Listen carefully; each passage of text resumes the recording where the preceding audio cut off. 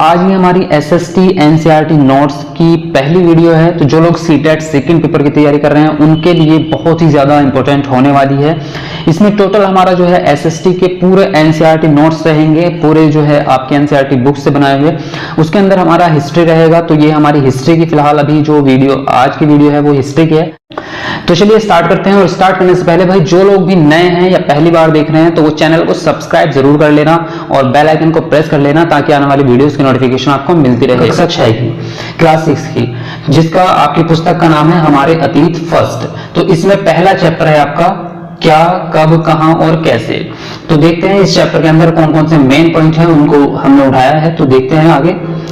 तो सबसे पहला पॉइंट आपका ये है कि लोग कहाँ रहते थे। मतलब जब ये हम हिस्ट्री की बात कर रहे हैं अपने अतीत की, तो जब फिलहाल हम भारत की ही बात कर रहे हैं तो भारत में कहाँ कहाँ पे लोगों ने रहना स्टार्ट किया था। मतलब जब सभ्यताएं बनी थी, पहले सभ्यताएं नहीं थी, लोग नगरों में गांव में नहीं रहते थे। तो जब स्टार्टिंग हुई, जब उन्होंने रहना शुरू किया वहां पे, तो कहाँ मतलब कौन कौन सी वो जगहें हैं जहां से स्टार्टिंग हुई थी। तो सबसे पहला आपका नर्मदा नदी के तट पर लाख वर्ष पहले से लोग इस नदी के तट पर रह रहे हैं। ये अपने भोजन के लिए पेड़ पौधों का उपयोग करते थे और शिकार भी करते थे। आगे बोल रहा है वो दूसरे उत्तर पश्चिम की सुलेमान और किरथर पहाड़ियां। तो यहाँ लगभग 8000 वर्ष पूर्व पहले जो है स्त्री पुरुषों ने सबसे पहले गेहूं और जौ जैसी फसलों का उपजाना आरंभ किया। ये पशुपालन करते थे और गांव में रहते थे। देखिए इस लाइन से हमें लगभग जो है 3 प्रश्नों का आंसर मिल रहे हैं और जो कि मोस्टली आपके आ भी चुके हैं एग्जाम्स में और आते रहते हैं। तो इन चीजों को आपको की पॉइंट्स को पकड़ना पड़ेगा। सबसे पहली चीज तो यह है कि इस यहाँ पे इस जगह में यानी कि उत्तर पश्चिम में जो सुलेमान और किरथर पहाड़ियां थी वहां पे कितने समय पहले लोग रहते थे। तो 8000 वर्ष पहले रहते थे। पहली चीज तो ये। दूसरी ये कि सबसे पहले यहाँ पे गेहूं और जौ जैसी फसलों का उपजाना स्टार्ट हुआ था। इसका मतलब कहने का ये हुआ कि सबसे पहली जो फसलें हैं यानी कि सबसे पूर्व अनाज जो है वो जौ और गेहूं का ही है। ये दो चीज जो अनाज है ये सबसे पुराने हैं और यहीं पे जो है पशुपालन स्टार्ट हुआ था आपका। तो ये चीजें जो है आपको याद रखनी है और मैं आपको दिखा देता हूँ इसके कुछ प्रश्न भी कहाँ पे आए हुए हैं। यहाँ पे आप देख सकते हैं ये प्रश्न आपका आया हुआ है सीटेट सितंबर 2014 में। मनुष्य ने कुछ क्षेत्रों में लगभग 8000 वर्ष पूर्व पहले गांव में रहना आरंभ किया था। तो निम्नलिखित में से वे कौन से क्षेत्र थे। तो ऑप्शन आपके दिए हैं, देखो नर्मदा के आसपास के क्षेत्र, दूसरा है सुलेमान और किरथर पहाड़ियां, तीसरा है गंगा तथा यमुना डाउब और फोर्थ है आपका दक्कन और कोंकण। तो अभी अभी आपने पढ़ा है 8000 वर्ष पूर्व पहले लोग कहां पे रहते थे, सुलेमान और किरथर पहाड़ियों में रहते थे। सेकंड ऑप्शन राइट होता है। तो बिल्कुल डायरेक्टली आपको प्रश्न मिल जाएंगे और भी इस तरह से मिलते रहते हैं। मतलब इस तरह से ही आपके प्रश्न जो है आते रहते हैं। तो ये चीजें आपको जगहों के नाम भी याद रखने होंगे और आपको जो है समय भी याद रखना होगा। तो ये चीजें बहुत इंपॉर्टेंट है। मतलब ये नोट्स आपके लिए बहुत ज्यादा इंपॉर्टेंट होने वाले हैं। बिल्कुल ध्यान से आप इनको प्रिपेयर करते रहें। तो आगे दिया है उसमें उत्तर पूर्व में गारो तथा मध्य भारत में विंध्य पहाड़ियां। तो ये कुछ अन्य क्षेत्र हैं जहां कृषि का विकास हुआ, जहां सबसे पहले चावल उपजाया गया था। तो ये चीज आप याद रखें। आगे उसने दिया है सिंधु तथा इसकी सहायक नदियां। तो ये 4700 वर्ष पूर्व इन्हीं नदियों के किनारे आरंभिक नगरों का विकास हुआ। मेन पॉइंट पकड़ो यहां से, नगरों का विकास। ऊपर क्या था, गांव में रह रहे थे, लेकिन यहाँ पे जिक्र हुआ है अभी किस चीज का, नगरों का। तो नगर सबसे पहले कहां पे स्टार्ट हुए, सिंधु और उसकी सहायक नदियों के आसपास। मतलब एक एक पॉइंट जो है आपको ध्यान रखना है क्योंकि इससे भी प्रश्न बन चुका है एक कि नगरों का प्रारंभ कब हुआ और कब किस जगह पे सबसे पहले हुआ। तो सिंधु नदी के पास जो है वहां पे सबसे पहले नगरों में रहना स्टार्ट किया था लोगों ने। आगे है आपका गंगा तथा इसकी सहायक नदियां। तो इन इलाकों में नगरों का विकास 2500 वर्ष पूर्व हुआ जिसे मगध के नाम से जाना जाता था। चलिए आगे देखते हैं। आगे यहां पे दिया है देश का नाम। तो देश का नाम जो है इंडिया कैसे पड़ा उस चीज के बारे में थोड़ा सा इन्होंने बताया है। तो इंडिया शब्द जो है इंडस से निकला है जिसे संस्कृत में सिंधु कहा जाता है। लगभग 2500 वर्ष पूर्व उत्तर पश्चिम में आने वाले ईरानियों तथा यूनानियों ने सिंधु को हिंदोस अथवा इंदोस कहा था और इस नदी के पूर्व में स्थित भूमि प्रदेश को इंडिया कहा था उन्होंने। मतलब पहले जो है सिर्फ इतने ही क्षेत्र को उन्होंने इंडिया नाम दिया था, बाकी पूरे भारत का तो बाद में पड़ा है। उसके बाद जो है भारत नाम का प्रयोग जो है उत्तर पश्चिम में रहने वाले लोगों के समूह के लिए किया जाने लगा। इस समूह का उल्लेख देखिए, मेन पॉइंट, इस समूह का उल्लेख संस्कृत की आरंभिक कीर्ति ऋग्वेद में मिलता है। और कितनी पुरानी है? लगभग 3500 वर्ष पुरानी। तो संस्कृत की आरंभिक कीर्ति ऋग्वेद में मिलता है। बाद में इसका प्रयोग देश में पूरे देश के लिए होने लगा, कि यानी कि सबसे पहले जो है इंडिया का और भारत का जो है शब्द का प्रयोग एक छोटे से समूह के लिए हुआ था, लेकिन बाद में जो है पूरे देश के लिए होने लगा। तो यहाँ से भी एक प्रश्न बनता है आपका, देखो मैं आपको दिखाता हूँ, और बहुत ही अच्छा प्रश्न है और इनडायरेक्टली है, वैसे डायरेक्ट नहीं है लेकिन बहुत अच्छा है। देखिए एक प्रश्न ये आया था आपका अभी 2018 का जो पेपर हुआ, मतलब लास्ट जो सीटेट का पेपर हुआ है उसी का है ये वाला प्रश्न। ये प्रश्न आप चेक कर सकते हैं पेपर उठा के अपना, पिछला लास्ट 2018 वाला। ऋग्वेद मूल रूप से निम्नलिखित में से किस भाषा में रचा गया था? अब आपको ऑप्शन दिए हैं पाली, संस्कृत, प्राकृत और ब्राह्मी। तो यहाँ से देखिए कितना डायरेक्टली मतलब यहाँ से आंसर मिल रहा है हमें। देखिए यहाँ पे दिया है आपको, डायरेक्टली लिखा नहीं है उसने, लेकिन सिर्फ हमें हिंट मिल रहा है कि इस समूह का उल्लेख संस्कृत की आरंभिक कीर्ति, देखिए इस समूह का उल्लेख संस्कृत की आरंभिक कीर्ति ऋग्वेद। तो यहाँ पे हमें क्या मिल रहा है? संस्कृत की आरंभिक कीर्ति ऋग्वेद। इसका मतलब क्या हुआ? ऋग्वेद किसमें लिखा हुआ है? संस्कृत भाषा में लिखा हुआ है। डायरेक्टली देखो यहाँ पे समझो, संस्कृत की आरंभिक कीर्ति ऋग्वेद में मिलता है। तो इसका मतलब क्या हुआ कि ऋग्वेद जो है वो संस्कृत में लिखा गया है। और यही आपका प्रश्न डायरेक्टली यहाँ पे आया है कि ऋग्वेद जो है वो किस भाषा की रचना है? तो संस्कृत की भाषा की रचना है भाई। सेकंड वाला ऑप्शन यहाँ पे राइट हो जाता है आपका। तो इस तरह से आपको ढूंढने पड़ेंगे, मतलब यहाँ से जो है आपको पॉइंट्स याद रखने पड़ेंगे। वैसे सारे पॉइंट्स ही हैं पर आपको याद रखना है, बाकी इसके अंदर सारे ही पॉइंट कवर किए गए हैं जो महत्वपूर्ण है।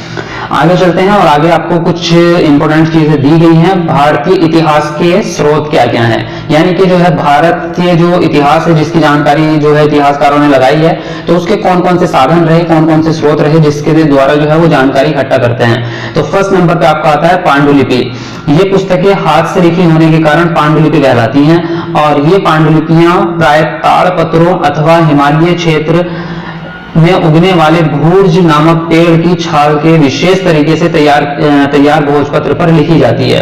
तो ये कुछ पॉइंट याद रखने हैं। पहली चीज तो ये कि पांडुलिपियां जो है वो ताड़पत्रों पर लिखी जाती हैं, और दूसरा जो है हिमालय क्षेत्र में उगने वाले भूर्ज नामक पेड़ की छाल से बनाए गए भोजपत्र पर लिखी जाती है। तो दो चीजें हुई, एक तो वो आपका ताड़पत्र और एक हुआ आपका भोजपत्र।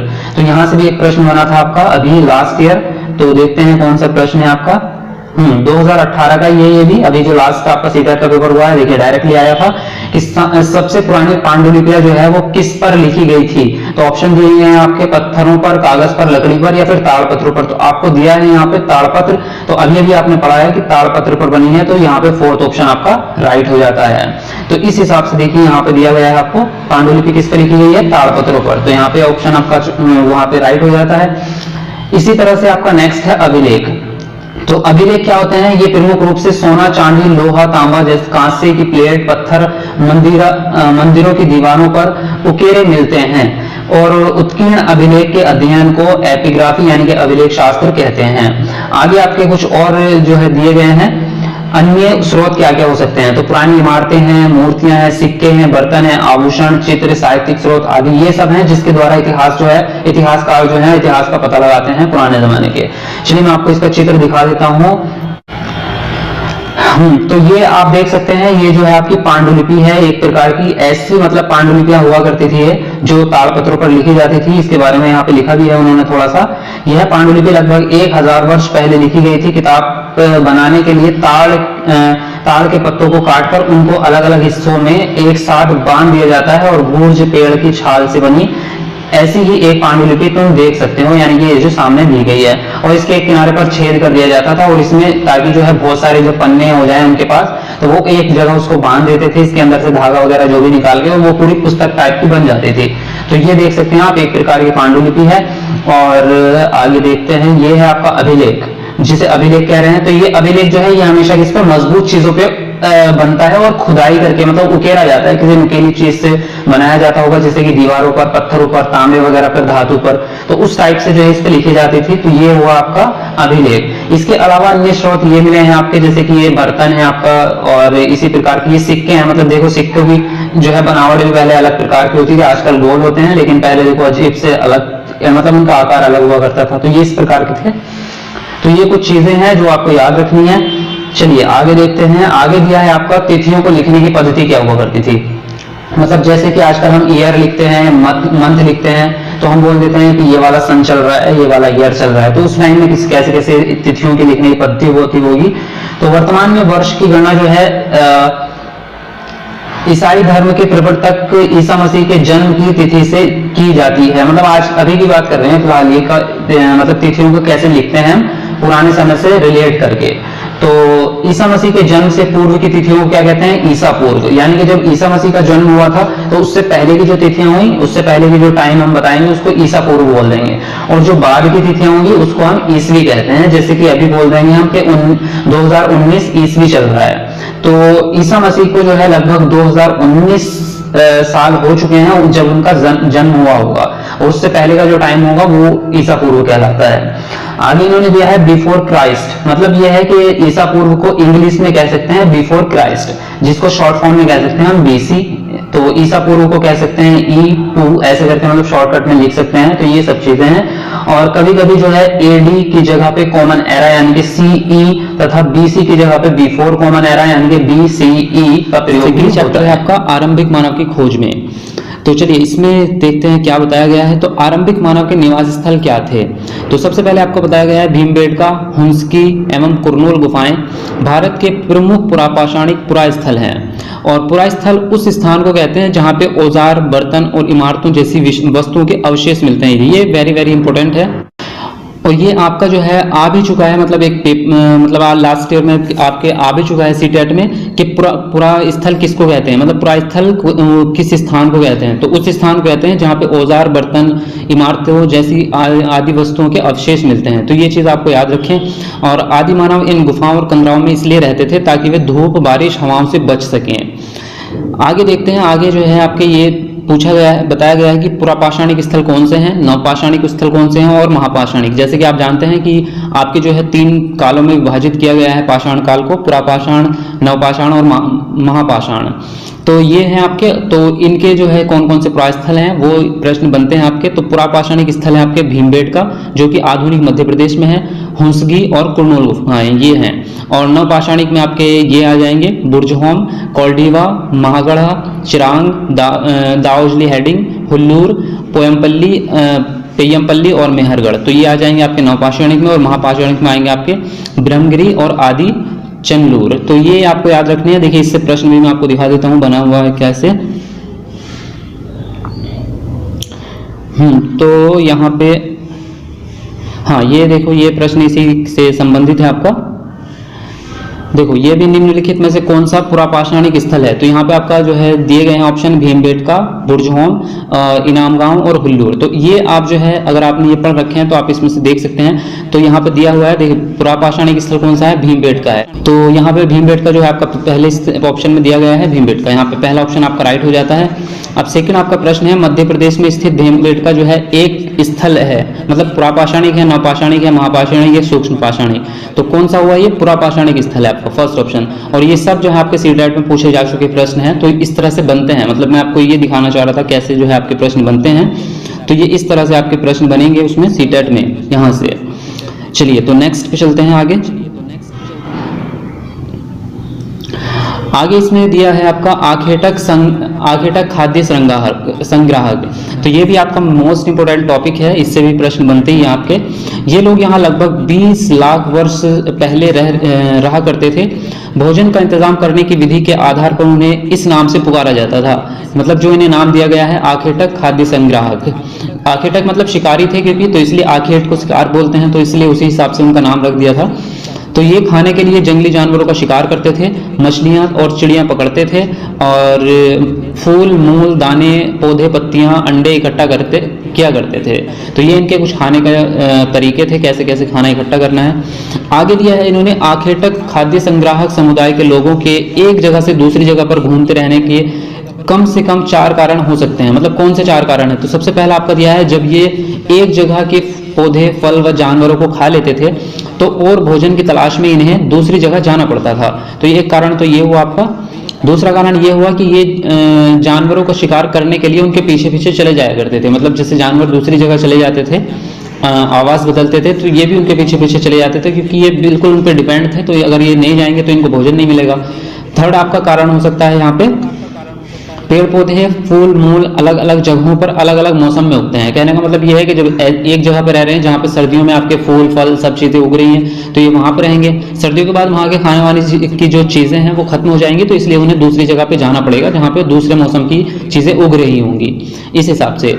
अब नेक्स्ट एक कारण, चौथा कारण है आपका, कभी कभी कुछ नदियों व झीलों का पानी जो है सूख जाता है मौसम के हिसाब से, तो इसलिए पानी की तलाश में जो है इन्हें अन्य नदियों और झीलों के पास में जाना पड़ता था।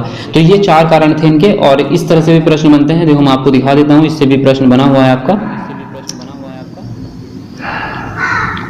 तो देखिए ये प्रश्न आपका बना हुआ है इससे, निम्नलिखित में से कौन सा आखेटक खाद्य संग्राहक के एक स्थान से दूसरे स्थान की ओर घूमते रहने का कारण नहीं था? इसमें नहीं वाला इन्होंने पूछा है, तो आपको फर्स्ट ऑप्शन इन्होंने दिया है, एक स्थान पर रहने से संसाधनों की कमी हो जाती थी।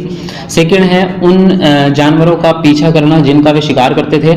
थर्ड है संसाधनों के लिए अन्य आखेटक संग्राहक खाद्य संग्राहक समूह से संघर्ष करना। और फोर्थ है आपका जल संसाधनों की कमी। तो आप इसमें देख सकते हैं जैसे कि अभी हमने जो पढ़े हैं 4 कारण, उसमें ये वाला कारण इसमें नहीं था। संसाधनों के लिए अन्य जो है आखेटक खाद्य संग्राहक समूह से संघर्ष करना, ये ऑप्शन उसमें नहीं है, तो ये ऑप्शन आपका गलत है यहाँ पे। तो यही इसने पूछा है, नहीं वाला कौन सा है, तो थर्ड ऑप्शन आपका राइट हो जाएगा यहाँ पे। और ये भी आपका सीटेट में आ चुका है 2014 में। चलते हैं, चलिए आगे इन्होंने दिया है आग की खोज। तो आग की खोज के बारे में देखते हैं।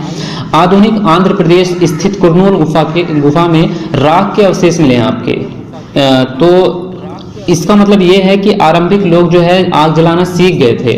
आग का प्रयोग कई कार्यों के लिए, जैसे कि प्रकाश के लिए, मांस पकाने के लिए और खतरनाक जानवरों को दूर भगाने के लिए किया जाता होगा।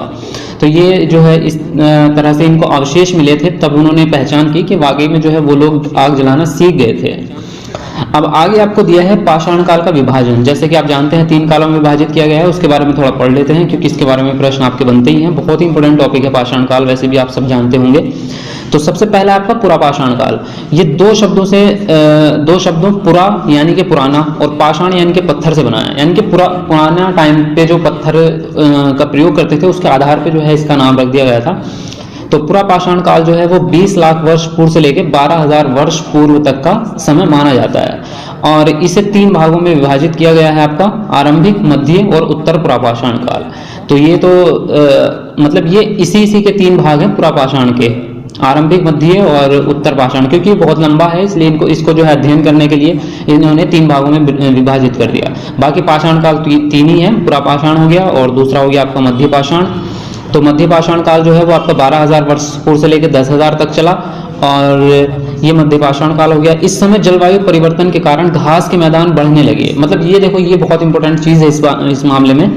मतलब मध्य पाषाण काल क्यों उपयोगी है और पेपर में इसका क्वेश्चन भी बनता है। तो ये यहाँ पे ना सबसे ज्यादा इंपॉर्टेंट परिवर्तन हुआ है इस काल में, और इस काल में परिवर्तन ये हुआ कि यहीं पे खेती की शुरुआत हुई और यहीं पे जो है आपके पशुपालन की शुरुआत हुई।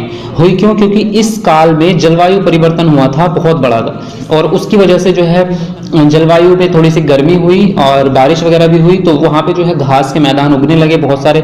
और जब घास के मैदान होंगे तो जो लोग जानवर घास खाने वाले थे, जैसे कि हिरन होता है, बारहसिंगा, भेड़, बकरी, गाय, तो जो उनकी संख्या भी बढ़ने लगी। भाई जब घास बढ़ेगी तो उनकी संख्या भी बढ़ने लगी वहां पे, क्योंकि उनको भोजन मिलने लगा। और जब उनकी संख्या बढ़ने लगी तो मानव ने उनको पालना शुरू कर दिया, उनका पालन शुरू कर दिया जानवरों का।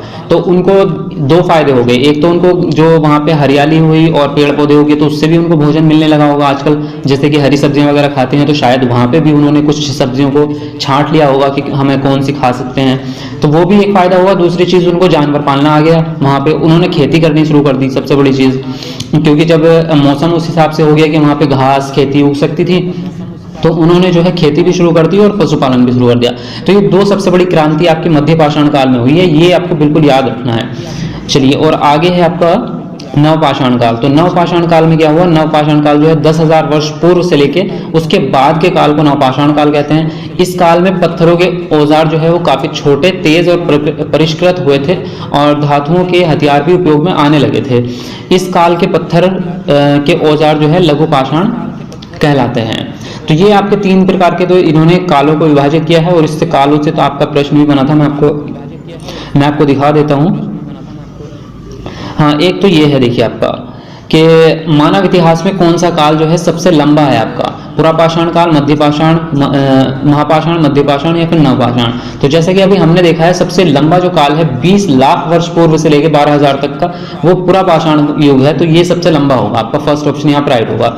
ये आया था आपका 2014 में। और आपका जो है इसी टाइप का प्रश्न अभी लास्ट ईयर में भी आया है 2018 में। देखिए ये 2018 का है आपका, अभी जो दिसंबर में पेपर हुआ था। मानव इतिहास में निम्नलिखित में से कौन सी अवधि सबसे लंबी है, यानी कि कौन सा काल सबसे लंबा है? मध्यपाषाण, नवपाषाण, महापाषाण या फिर पुरापाषाण? तो पुरापाषाण भाई सबसे लंबा है। ये आपका बिल्कुल यहाँ पे लास्ट ईयर का ही है, अभी 2018 का प्रश्न है ये। चलिए आगे देखते हैं। आगे दिया है आपका शैल चित्रकला के बारे में। तो शैल चित्रकला के बारे में देखते हैं। जिन गुफाओं में लोग रहते थे उनमें से कुछ की दीवारों पर चित्र मिले हैं। इनमें कुछ सुंदर उदाहरण मध्य प्रदेश और दक्षिणी उत्तर प्रदेश की गुफाओं में मिले चित्र हैं। तो इनमें जंगली जानवरों का बड़ी कुशलता से सजीव चित्रण किया गया है। तो इससे जो है आपको एक प्रश्न बना था, मैं आपको दिखाता हूँ। इससे भी आया था शैल चित्रकला के बारे में कौन सा प्रश्न है, अभी मैं आपको दिखा देता हूँ। हाँ ये देखिए, ये है आपका शैल चित्रकला के बारे में कि यहाँ पे में प्राचीन शैल चित्रकला मिली है, मतलब स्थान पूछ रहा है। तो यहाँ पे ऑप्शन दिए हैं आपके कर्नाटक, तमिलनाडु, आंध्र प्रदेश, उड़ीसा और आपका मध्य प्रदेश और उत्तर प्रदेश। तो ये वाला ऑप्शन यहाँ पे राइट होता है आपका, मध्य प्रदेश और उत्तर प्रदेश। जैसे कि हमने अभी पढ़ा है मध्य प्रदेश और उत्तर प्रदेश। ये देखिए मध्य प्रदेश और दक्षिणी उत्तर प्रदेश। तो यहाँ पे ये ऑप्शन आपका हो जाएगा। तो ये चीजें हैं आपकी बहुत ही इंपोर्टेंट है। और आगे एक पॉइंट और पढ़ लेते हैं, भारत में शुतुरमुर्ग। तो भारत में पुरापाषाण युग के दौरान शुतुरमुर्ग होते थे। महाराष्ट्र के पटने पुरास्थल से शुतुरमुर्ग के अंडे के अवशेष मिले हैं, अंडों के अवशेष। तो इनके कुछ छिलकों पर चित्रांकन भी मिलता है। इन अंडों से मन के भी बनाया जाता है आपका भोजन संग्रह से उत्पादक तक। तो यानी कि जो भोजन के बारे में जब लोगों ने मतलब आदि मानव ने जो है जब कृषि का प्रारंभ कर दिया था, उन्होंने कृषि करना स्टार्ट कर दिया था, तो फिर उन्हें जो है संग्रह करने की भी जरूरत पड़ी थी। मतलब जो अनाज था उनका जो वो उगा रहे थे उसको संग्रह करना बहुत जरूरी था, एक तो खाने के लिए और फिर दूसरा ये है कि उसको नेक्स्ट टाइम बीज के रूप में इस्तेमाल करने के लिए, बोने के लिए। तो इसलिए बोल रहे हैं संग्रह से उत्पादक का जो सफर उन्होंने तय किया वो किस तरह से किया होगा और कैसे कैसे सोचा होगा, उन्होंने क्या क्या क्रियाएं की होंगी, वो सारी चीजें इसमें बताई गई हैं। तो हमने जैसे कि लास्ट चैप्टर में भी पढ़ा था कि 12,000 वर्ष पहले मध्य पाषाण काल में जो है मानव ने खेती एवं पशुपालन की शुरुआत की थी। जो मैंने आपको बताया था कि उस टाइम पे बहुत जो है जलवायु परिवर्तन हुआ था मौसम में और घास उगनी स्टार्ट हो गई थी। और जब घास उगनी स्टार्ट होगी तो जो घास खाने वाले पशु थे वो भी ज्यादा उनकी संख्या बढ़ने लगी। तो उन्होंने जो है आदि मानव ने कृषि भी स्टार्ट कर दी और पशुपालन भी उनका स्टार्ट कर दिया धीरे धीरे। लेकिन उन्होंने सारे पशु नहीं पाले थे, उन्होंने वो भी चेक किया कि कौन से पशु जो है हमारे लिए लाभदायक होंगे और कौन से हानिकारक भी हो सकते हैं। तो ये सारी चीजें इसमें बताई गई है। आगे बोल रहा है मानव ने पौधों, बीजों तथा उनके उगने के समय, स्थान व तरीकों को सीखना आरंभ किया और धीरे धीरे वे कृषक बने।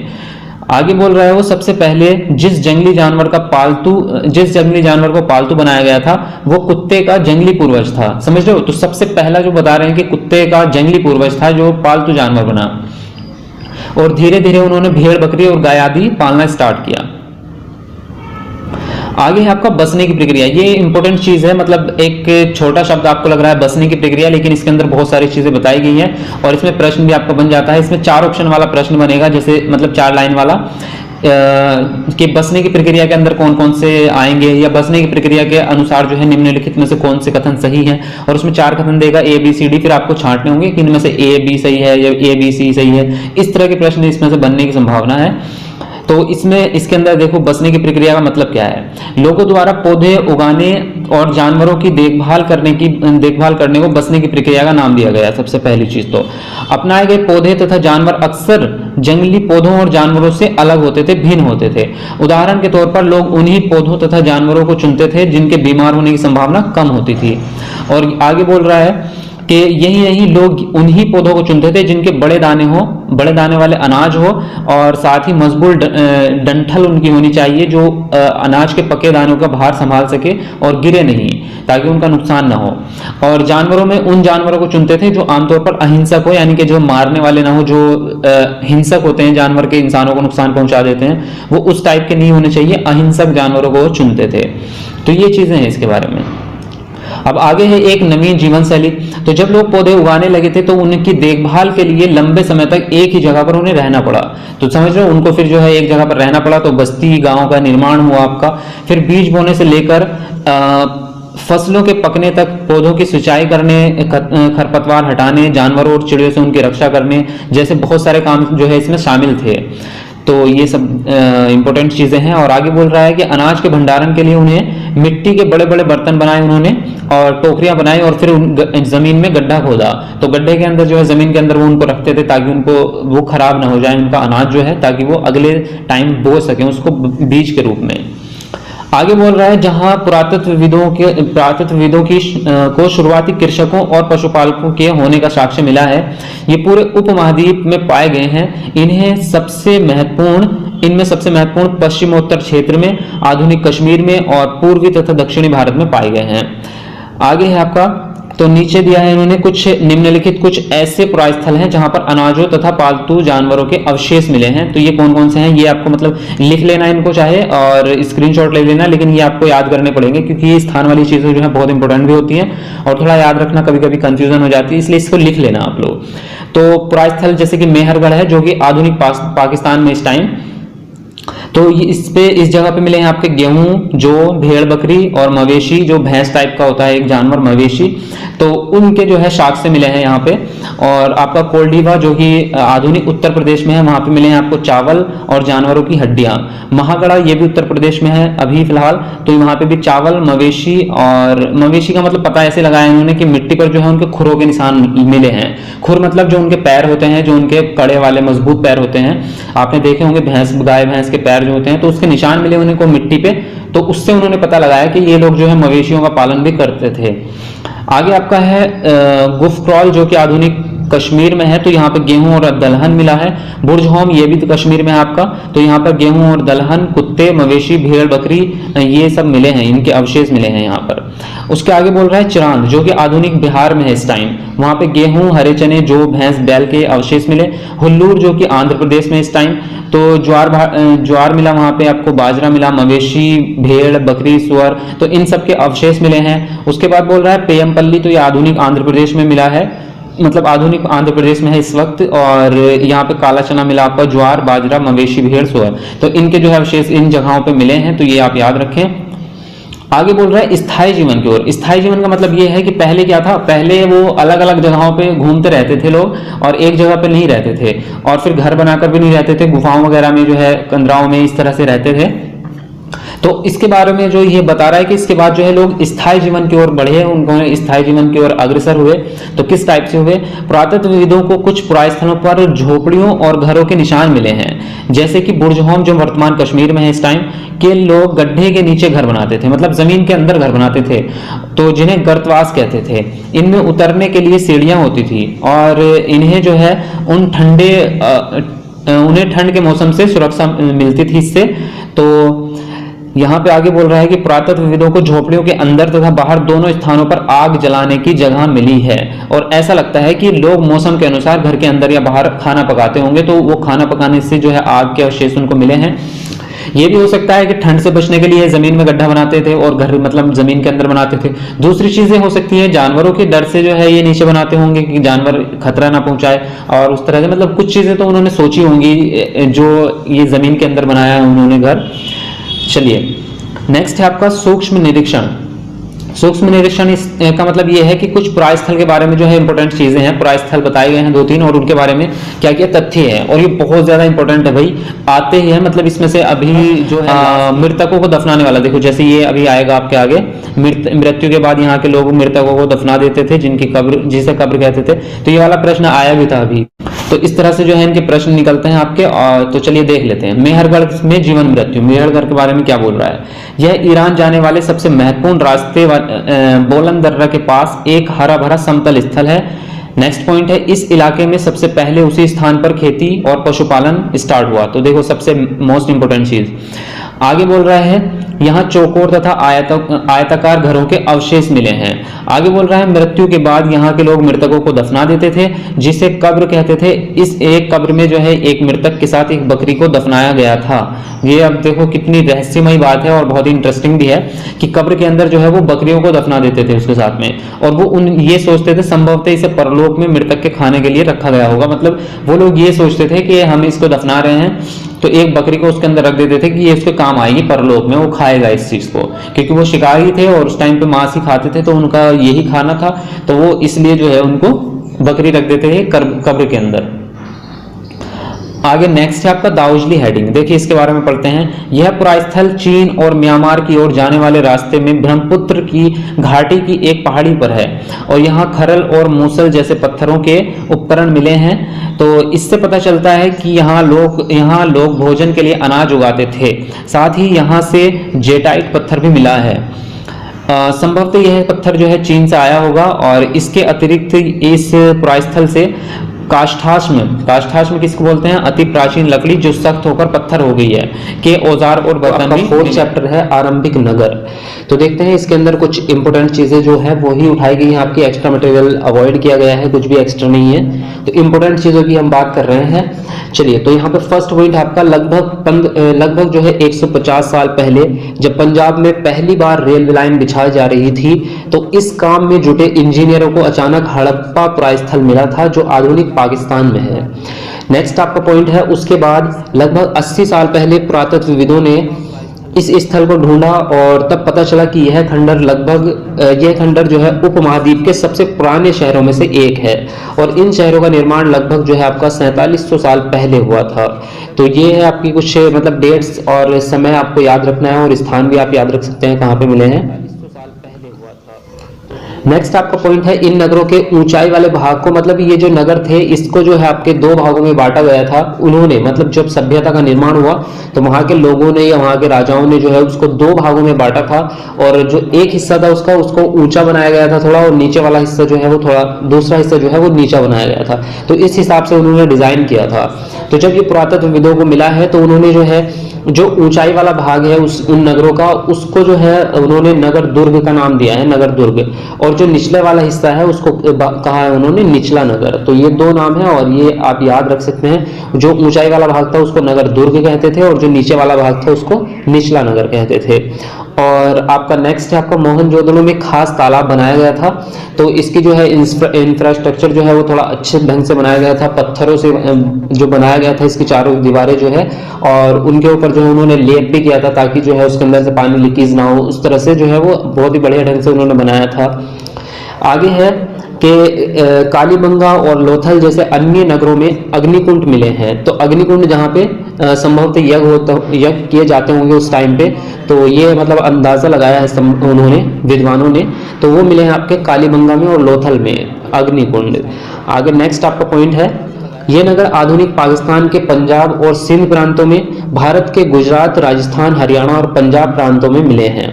तो ये जगहों के नाम आपको याद रखने हैं। इन सभी स्थलों से पुरातत्वविदों को अनोखी चीजें मिली हैं, जैसे कि मिट्टी के लाल बर्तन जिन पर काले रंग के चित्र बने थे, और पत्थर के बाट थे, मोहरे थी, मनके और तांबे के उपकरण और पत्थर के लंबे ब्लेड आदि, ये सब सामान जो है वहां पे मिले हैं। इन सबके अवशेष उन्हें मिले हैं। आगे है आपका नेक्स्ट पॉइंट, इन नगरों के घर, नाले और सड़कों का निर्माण योजनाबद्ध तरीके से एक साथ ही किया गया है। मतलब इस तरह से किया गया है उन्होंने कि जो सड़कें थी, सड़कों के बीच में या सड़कों के साइड में जो है वो नाले बनाते थे, छोटे छोटे नाले, और वो छोटी जो नालियां होती थी वो आगे चल के बड़े नालों में मिल जाती थी, और वो जो बड़े नाले थे वो जाके जो है नदियों में या महासागरों में मिल जाती थी। तो इस प्रकार से जो उन्होंने डिजाइन किया था उनको, और उन्होंने क्या किया था, नालों के बीच में जो है उन्होंने कहीं कहीं पे वो जो क्या कहते हैं उसको, हॉल टाइप के मतलब उन्होंने बनाए थे रास्ते, ताकि उसकी सफाई की जा सके, उसकी मरम्मत की जा सके, वो उन्होंने वहां पे बनाए थे।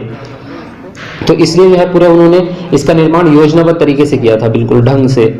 नेक्स्ट आपका पॉइंट है, पुरातत्वविदों को हड़प्पा के नगरों से जो चीजें मिली हैं उनमें अधिकतर पत्थर, शंख, तांबे, कांसे और सोने और चांदी जैसी धातुओं से बनाई गई हैं।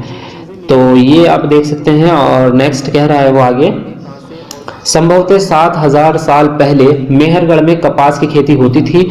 मोहनजोदड़ो से कपड़े के टुकड़े के अवशेष चांदी के एक फूलदान के ढक्कन और कुछ अन्य तांबे की वस्तुओं से चिपके हुए मिले हैं। यानी कि मोहनजोदड़ो में उस समय में, मोहनजोदड़ो के टाइम पे जो है कपड़ों का इस्तेमाल हो रहा था। जैसे कि विद्वानों को यहाँ पे साक्ष्य मिले हैं या उन्हें जो है इसके अवशेष मिले हैं कपड़े के, तो इसका मतलब ये हुआ कि मोहनजोदड़ो में उस टाइम पे कपड़े का यूज होता था। तो उन्होंने ये कहा है कि मेहरगढ़ के पास जो है वो कपास की खेती होती होगी या होती थी 7,000 साल पहले। वहां से जो है उन्होंने कच्चा माल लिया और या उसका कपड़ा जो है उन्होंने वहां से इस्तेमाल किया। वर्ड है आपका फ्रेंस। तो फ्रेंस क्या होता है इसके बारे में पढ़ते हैं। चालू तथा स्फटिक पत्थरों के चूर्ण को गोंद में मिलाकर उनसे वस्तुएं बनाई जाती थी और उसके बाद उन वस्तुओं पर एक चिकनी परत चढ़ाई जाती थी और इस चिकनी परत के रंग प्राय जो है नीले होते थे या फिर हल्के समुद्री हरे होते थे। तो ये जो वस्तुएं बनाई जाती थी, मतलब खिलौने टाइप की भी कह सकते हैं इनको, तो उनको ही जो कहते थे वो फ्रेंस कहते थे और ये बालू और स्फटिक पत्थरों के चूर्ण से बनती थी। तो ये चीज आप याद रखेंगे। आगे बोल रहा है वो, हड़प्पा के लोग तांबे का आयात जो है संभवतः आज के राजस्थान से करते होंगे। मतलब ये है कि वहां पे जो है कच्चा माल जो है बाहर से मंगाया जाता था। तो इसमें कुछ चीजें बताई है उसने कि कहाँ कहाँ से मंगाया जाता था, कौन कौन सी जगहों से। तो ये जगहें भी आपको याद होनी चाहिए। तो हड़प्पा के लोग जो है तांबे का आयात संभवतः आज के राजस्थान से करते थे और यहाँ तक कि पश्चिम एशियाई देश ओमान से भी तांबे का आयात किया जाता था। और आगे उसने लिखा है, कांसा बनाने के लिए तांबे के साथ मिलाए जाने वाली धातु टिन का आयात जो है वो आधुनिक ईरान और अफगानिस्तान से किया जाता था और सोने का आयात जो है वो आपका आधुनिक कर्नाटक से, बहुमूल्य पत्थर का आयात जो है वो गुजरात, ईरान और अफगानिस्तान से किया जाता था। तो ये चीजें आप याद रखें, इंपॉर्टेंट चीजें हैं। किस चीज का आयात जो है कहां से किया जाता है, आयात का मतलब है मंगाया कहां से जाता था। तो ये चीज आप याद रखें। नेक्स्ट आपका पॉइंट है, हड़प्पा के लोग गाय, भैंस, भेड़ और बकरियां पालते थे, यानी कि वो पशुपालन जो है वो करते थे उस टाइम पे। आगे बोल रहा है वो, गुजरात की खंभात की खाड़ी से मिलने वाली साबरमती की एक उपनदी के किनारे बसा लोथल नगर ऐसे स्थान पर बसा है जहां कीमती पत्थर जैसे कच्चा माल आसानी से मिल जाता है और यह पत्थरों, शंखों और धातुओं से बनाई हुई चीजों का एक महत्वपूर्ण केंद्र है। और इसको जो है, मतलब ये जो जगह है आपकी लोथल, इसको वहां का जो है एक बंदरगाह भी माना जाता है और कहा जाता था कि यहाँ पे जो है जब माल आयात और निर्यात करते होंगे तो यहाँ पे आके जो है नाव रुकती होंगी, जो बाहर से नाव या जहाज तो नहीं थे, नाव होंगी उस टाइम पे।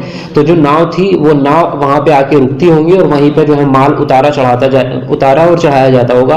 तो इसको उन्होंने वहां का बंदरगाह माना है। आगे बोल रहे हैं, लगभग जो है 3900 साल पहले जो है एक बड़ा बदलाव देखने को मिला है और ये जो सभ्यताएं थी, जो सिंधु सभ्यताएं थी, जहाँ पे हड़प्पा, मोहनजोदड़ो, ये सब जो है धीरे धीरे वो समाप्त हो गई थी और उनका अस्तित्व जो है धीरे धीरे समाप्त हो गया। तो कह सकते हैं ये, मतलब क्या रहस्य रहा उसका कि वो सारी सभ्यताएं जो है आज समाप्त हो चुकी हैं। तो कुछ विद्वानों ने जो है पता लगाया है या अंदाजा लगाया है, उन्होंने कल्पना की है साक्ष्यों के बेस पे।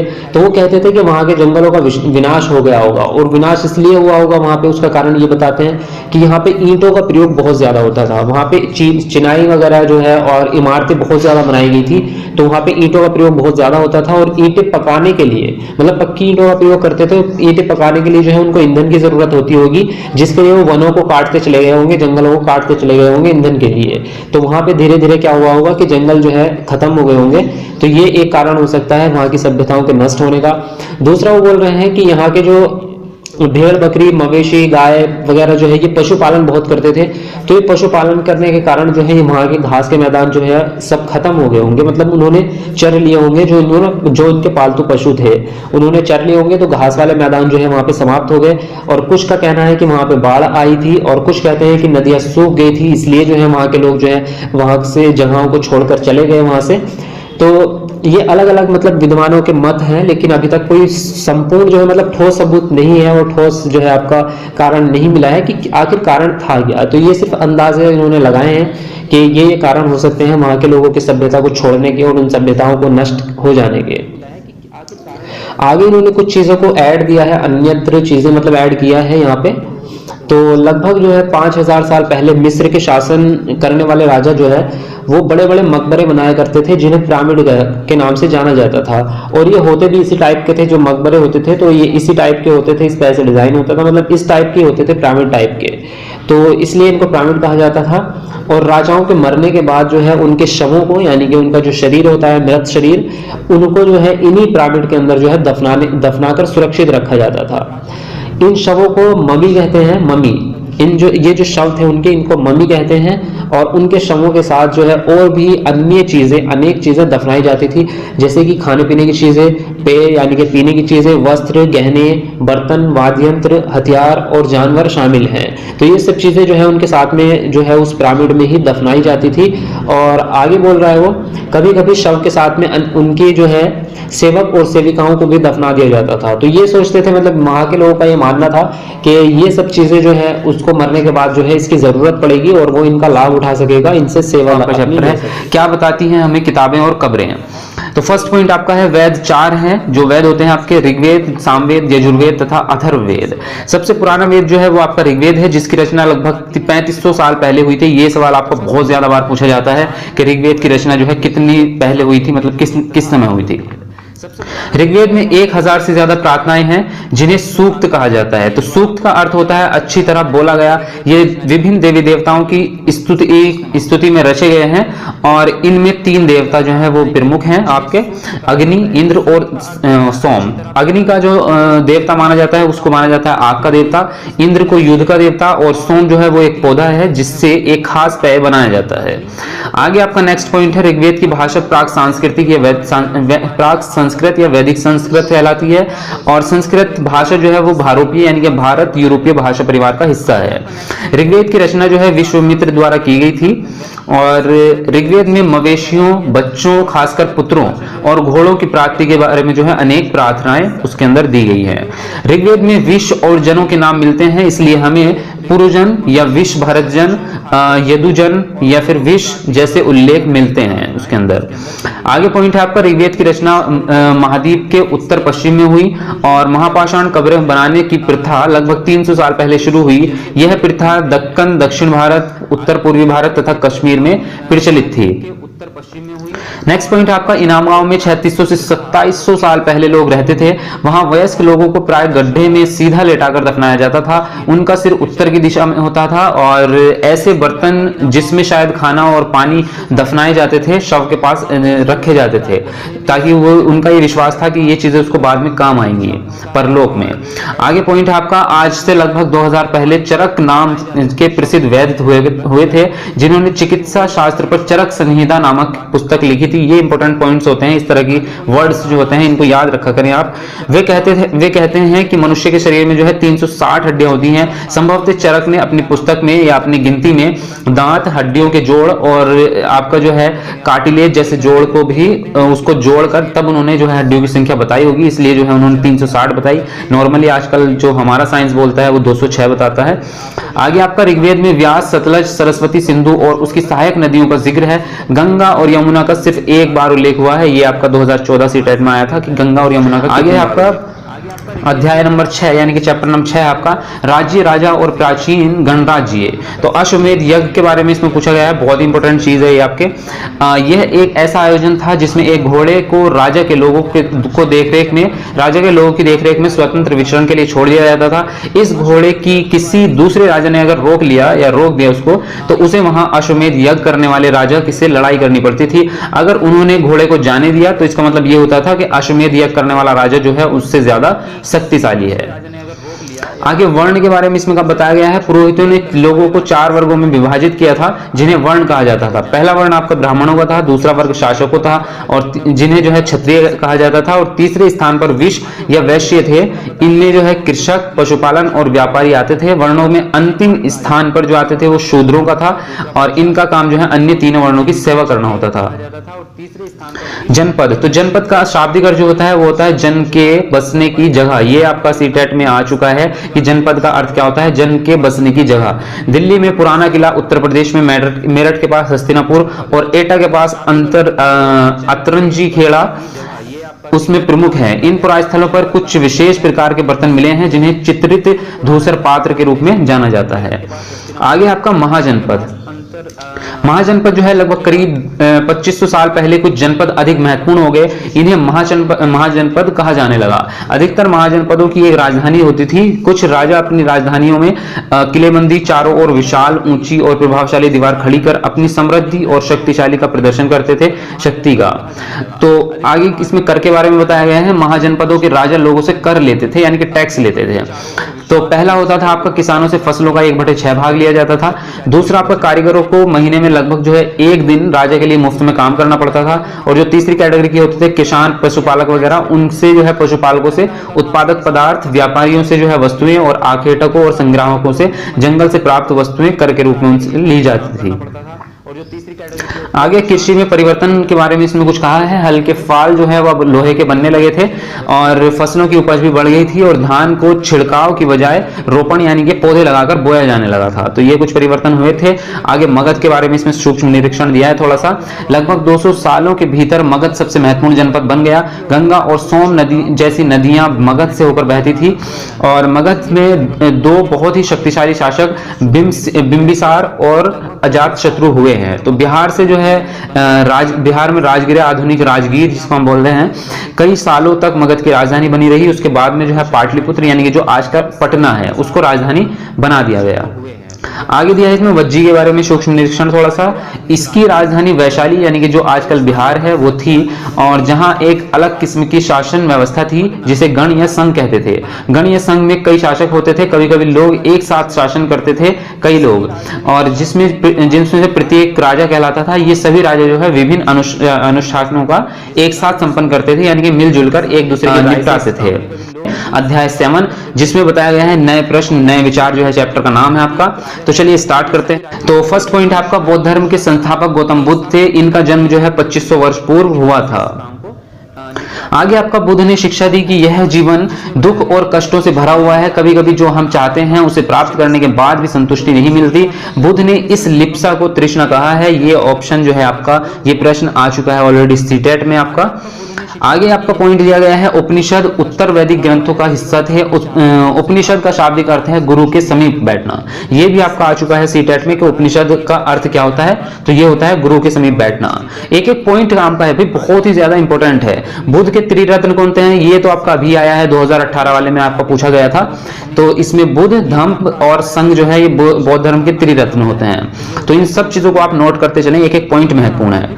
जैन धर्म के बारे में दिया है। जैन धर्म के सर्वाधिक महत्वपूर्ण विचारक जो है वर्धमान महावीर रहे हैं और महावीर का कहना था कि सभी जीव जीना चाहते हैं और सभी के लिए जीवन प्रिय है। आगे पॉइंट है आपका, वर्तमान रूप में उपलब्ध जैन धर्म की शिक्षाएं लगभग 1500 वर्ष पूर्व वल्लभी नामक स्थान पर लिखी गई थी। और आगे है आपका संघ के बारे में, बहुत इंपॉर्टेंट चीज है ये भी। संघ के बारे में काफी प्रश्न आपके आते हैं। महावीर व बुद्ध दोनों का ही यह मानना था कि घर का त्याग करने पर ही सच्चे ज्ञान की प्राप्ति आपकी की जा सकती है। ऐसे लोगों के लिए उन्होंने संघ नामक संगठन बनाया।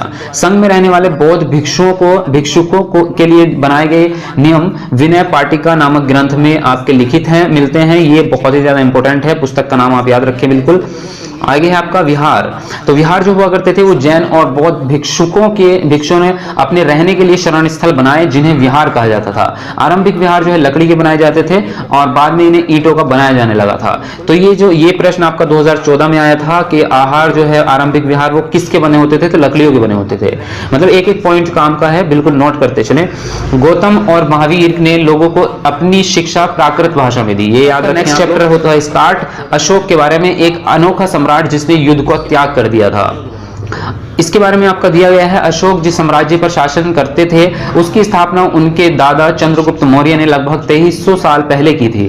चाणक्य या कौटिल्य नाम के एक बुद्धिमान व्यक्ति ने चंद्रगुप्त की सहायता की थी। और आगे पॉइंट है आपका, चाणक्य के कई विचार जो हैं हमें अर्थशास्त्र नाम की पुस्तक में या किताब में देखने को मिलते हैं। आगे आपका साम्राज्य में बहुत से नगर थे। इनमें साम्राज्य की राजधानी पाटलिपुत्र, उज्जैन और तक्षशिला जैसे नगर प्रमुख थे। आगे पाटलिपुत्र के बारे में जो कि आधुनिक पटना है उसके बारे में कुछ दिया है इन्होंने तथ्य। यह एक विशाल और खूबसूरत नगर है। यह एक विशाल प्राचीर से घिरा हुआ है और जिसमें 570 बुर्ज और 64 द्वार हैं। 2 और 3 मंजिल वाले घर लकड़ी और कच्ची ईंटों से बने हैं। राजा का महल भी काठ से बना है जिसे पत्थर की नक्काशी से अलंकृत किया गया है। यह चारों तरफ से उद्यानों और चिड़ियों के बने बसेरों से घिरा है। आगे दिया है पॉइंट आपका, अशोक मौर्य वंश के प्रमुख शासक थे। वह ऐसे पहले शासक थे जिन्होंने अभिलेखों द्वारा जनता तक अपने संदेश पहुंचाने की कोशिश की, और ये अभिलेख जो है प्राकृत या लिपि भाषा में प्राकृत या ब्राह्मी लिपि में है। तो ये प्रश्न भी आपको आया था, ये आप याद रखें। जो अशोक के अभिलेख थे वो प्राकृत और ब्राह्मी लिपि में लिखे गए थे। आगे आपका अशोक का कलिंग युद्ध। तो कलिंग तटवर्ती उड़ीसा का प्राचीन नाम है, और अशोक ने कलिंग को जीतने के लिए एक युद्ध लड़ा था, लेकिन युद्ध जनित हिंसा और खून खराबों को देख के जो है युद्ध से उन्हें वितृष्णा हो गई, और उन्होंने निर्णय लिया कि भविष्य में कभी भी युद्ध का जो है वो त्याग कर देंगे और युद्ध नहीं करेंगे। ये सबसे मेन इंपॉर्टेंट बात थी अशोक के बारे में। ये ऐसे अनोखे राजा थे जिन्होंने जो है युद्ध का त्याग कर दिया था। आगे आपका अशोक का धर्म के बारे में। अशोक का मानना था कि जैसे पिता अपने बच्चों को अच्छे व्यवहार की शिक्षा देता है, वैसे ही उनका कर्तव्य था कि अपनी प्रजा को निर्देश दें, और वे बुद्ध के उपदेशों से भी प्रेरित हुए। चैप्टर और कर लेते हैं आगे आपका। चैप्टर नंबर 9 है आपका खुशहाल गांव और समृद्ध शहर। तो इसके बारे में देखते हैं। इस उपमहाद्वीप में लोहे का प्रयोग लगभग 3000 साल पहले शुरू हुआ। महापाषाण कब्रों में लोहे के औजार और हथियार बड़ी संख्या में मिलते हैं। आगे आपका इस उपमहाद्वीप में दक्षिणी और उत्तरी हिस्सों के अधिकांश गांवों में कम से कम तीन तरह के लोग रहते थे। तमिल क्षेत्रों में बड़े भूस्वामी का वेल्लमा, साधारण हलवाओं को उनवार, और भूमिहीन मजदूर दास कड़ेसियार और आदिमाई कहलाते थे।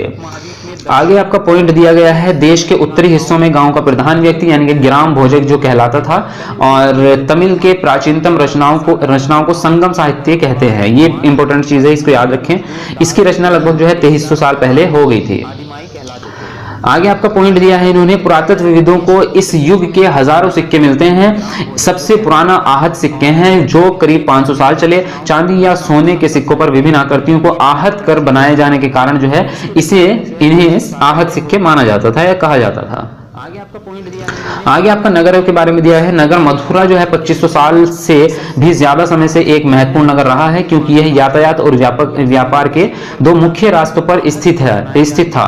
इसमें जो है इसमें से एक रास्ता उत्तर पश्चिम से पूरब की ओर, दूसरा उत्तर से दक्षिण की ओर जाने वाला था, और शहर के चारों ओर जो है किलेबंदी की गई थी, और इसमें अनेक मंदिर थे। लगभग जो है 2000 पहले मथुरा कुषाणों की दूसरी राजधानी बनी। नेक्स्ट पॉइंट आपका, मथुरा में प्रस्तर खंजे और मूर्तियों के अनेक अभिलेख मिलते हैं। आगे आपका दिया है आरिकामेडु के बारे में कुछ तथ्य। लगभग 2200 से 1900 साल पहले आरिकामेडु एक पत्तन था जहां दूर दूर से आए जहाजों के सामान उतारे जाते थे। यहां ईंटों से बना एक ढांचा मिला है जो संभवतः गोदाम रहा होगा। आगे दिया है इन्होंने, यहाँ भूमध्य सागरीय क्षेत्र के एम्फोरा जैसे पात्र मिले हैं। ये एम्फोरा जो है महत्वपूर्ण चीज है, इसके बारे में प्रश्न शायद लास्ट ईयर आया था आई थिंक, या 2016 में इससे प्रश्न बना था। तो इसमें शराब या तेल जैसे तरल पदार्थ रखे जा सकते थे, और इसमें दोनों तरफ से पकड़ने के लिए हत्थे लगे हैं। हाँ, ये प्रश्न आया था कि एम्फोरा किस प्रकार का पात्र था, और उसमें ऑप्शन में ये वाला दिया था कि जिसमें दोनों तरफ हत्थे लगे हों पकड़ने के लिए। ये इस तरह से बना था प्रश्न आपका। यहाँ एरेटाइन जैसे मोहर लगे लाल चमकदार बर्तन भी मिले हैं। इन्हें इटली के एक शहर के नाम पर एटराइन पात्र के नाम से। चैप्टर नंबर 10 है आपका व्यापारी, राजा और तीर्थयात्री। तो यहाँ पे इन्होंने पॉइंट दिया है, दक्षिण भारत सोना, मसाले, खास तौर पर काली मिर्च तथा कीमती पत्थरों के लिए प्रसिद्ध था। काली मिर्च का रोमन साम्राज्य में इतनी मांग थी कि इसे काले सोने के नाम से जाना जाता था। ये आपका जो है प्रश्न आ चुका है, ये भी सीटेट में 2014 में आई थिंक या 15 में आया था, काले सोने वाला। आगे आपका दक्षिण भारत में ऐसे अनेक रोमन सोने के सिक्के मिले हैं जिससे अंदाजा होता है कि उन दिनों रोम के साथ बहुत अच्छे व्यापार चल रहा था। आगे आपका पॉइंट है, संगम कविताओं में मुवेंदार की चर्चा मिलती है। यह एक तमिल शब्द है जिसका अर्थ 3 मुखिया है। इसका प्रयोग 3 शासक परिवारों चोल, चेर तथा पांडे के लिए किया जाता था। और रेशम बनाने की तकनीक का आविष्कार जो है सबसे पहले चीन में करीब 7000 साल पहले हुआ था। आगे आपका बौद्ध धर्म के विस्तार के बारे में, प्रसार के बारे में दिया है। कुषाणों का सबसे प्रसिद्ध राजा कनिष्क था। उसने करीब 1900 साल पहले शासन किया। उसके बाद एक बौद्ध परिषद का गठन हुआ जिसमें एकत्र होकर विद्वान महत्वपूर्ण विषयों पर विचार विमर्श करते थे। आगे पॉइंट है आपका, बुद्ध की जीवनी के रचयिता जो है वो अश्वघोष है। कनिष्क के दरबार में रहते थे। जो अश्वघोष है ये और आगे दिया है उसने, इस समय बौद्ध धर्म की एक नई धारा महायान का विकास हुआ। इसकी दो प्रमुख विशेषताएं थी। पहली तो ये थी कि मूर्तियों में बुद्ध की उपस्थिति सिर्फ कुछ संकेतों के माध्यम से दर्शाई जाती थी, पर अब उनकी प्रतिमाएं बनाई जाने लगी और इनमें से अधिकांश मथुरा में जो कुछ तक्षशिला में बनाई गई थी। और दूसरा परिवर्तन बोधिसत्व में आस्था को लेकर आया था। बोधिसत्व उन्हें कहते हैं जो ज्ञान प्राप्त के बाद एकांतवास करते हुए ध्यान साधना कर सकते हैं। आगे आपका पॉइंट है, धीरे धीरे बोधिसत्व की पूजा मध्य एशिया, चीन, कोरिया और जापान तक भी फैल गई थी। और आगे है आपका, भारत की यात्रा पर आया चीनी बौद्ध तीर्थ यात्री जिसका नाम था फाशियन, काफी प्रसिद्ध है। यह करीब 1600 साल पहले आया था। और जो आपका श्वेत त्सांग है, यह भी आपका एक चीनी यात्री था। ये आया था 1400 साल पहले और करीब 50 साल बाद उसके इत्सिंग आया। तो ये 3 यात्री थे जो बौद्ध तीर्थ यात्री कहलाते हैं, तो इनके नाम आप याद रखें। श्वेत त्सांग जो था वो भूमार्ग से चीन वापस लौटा।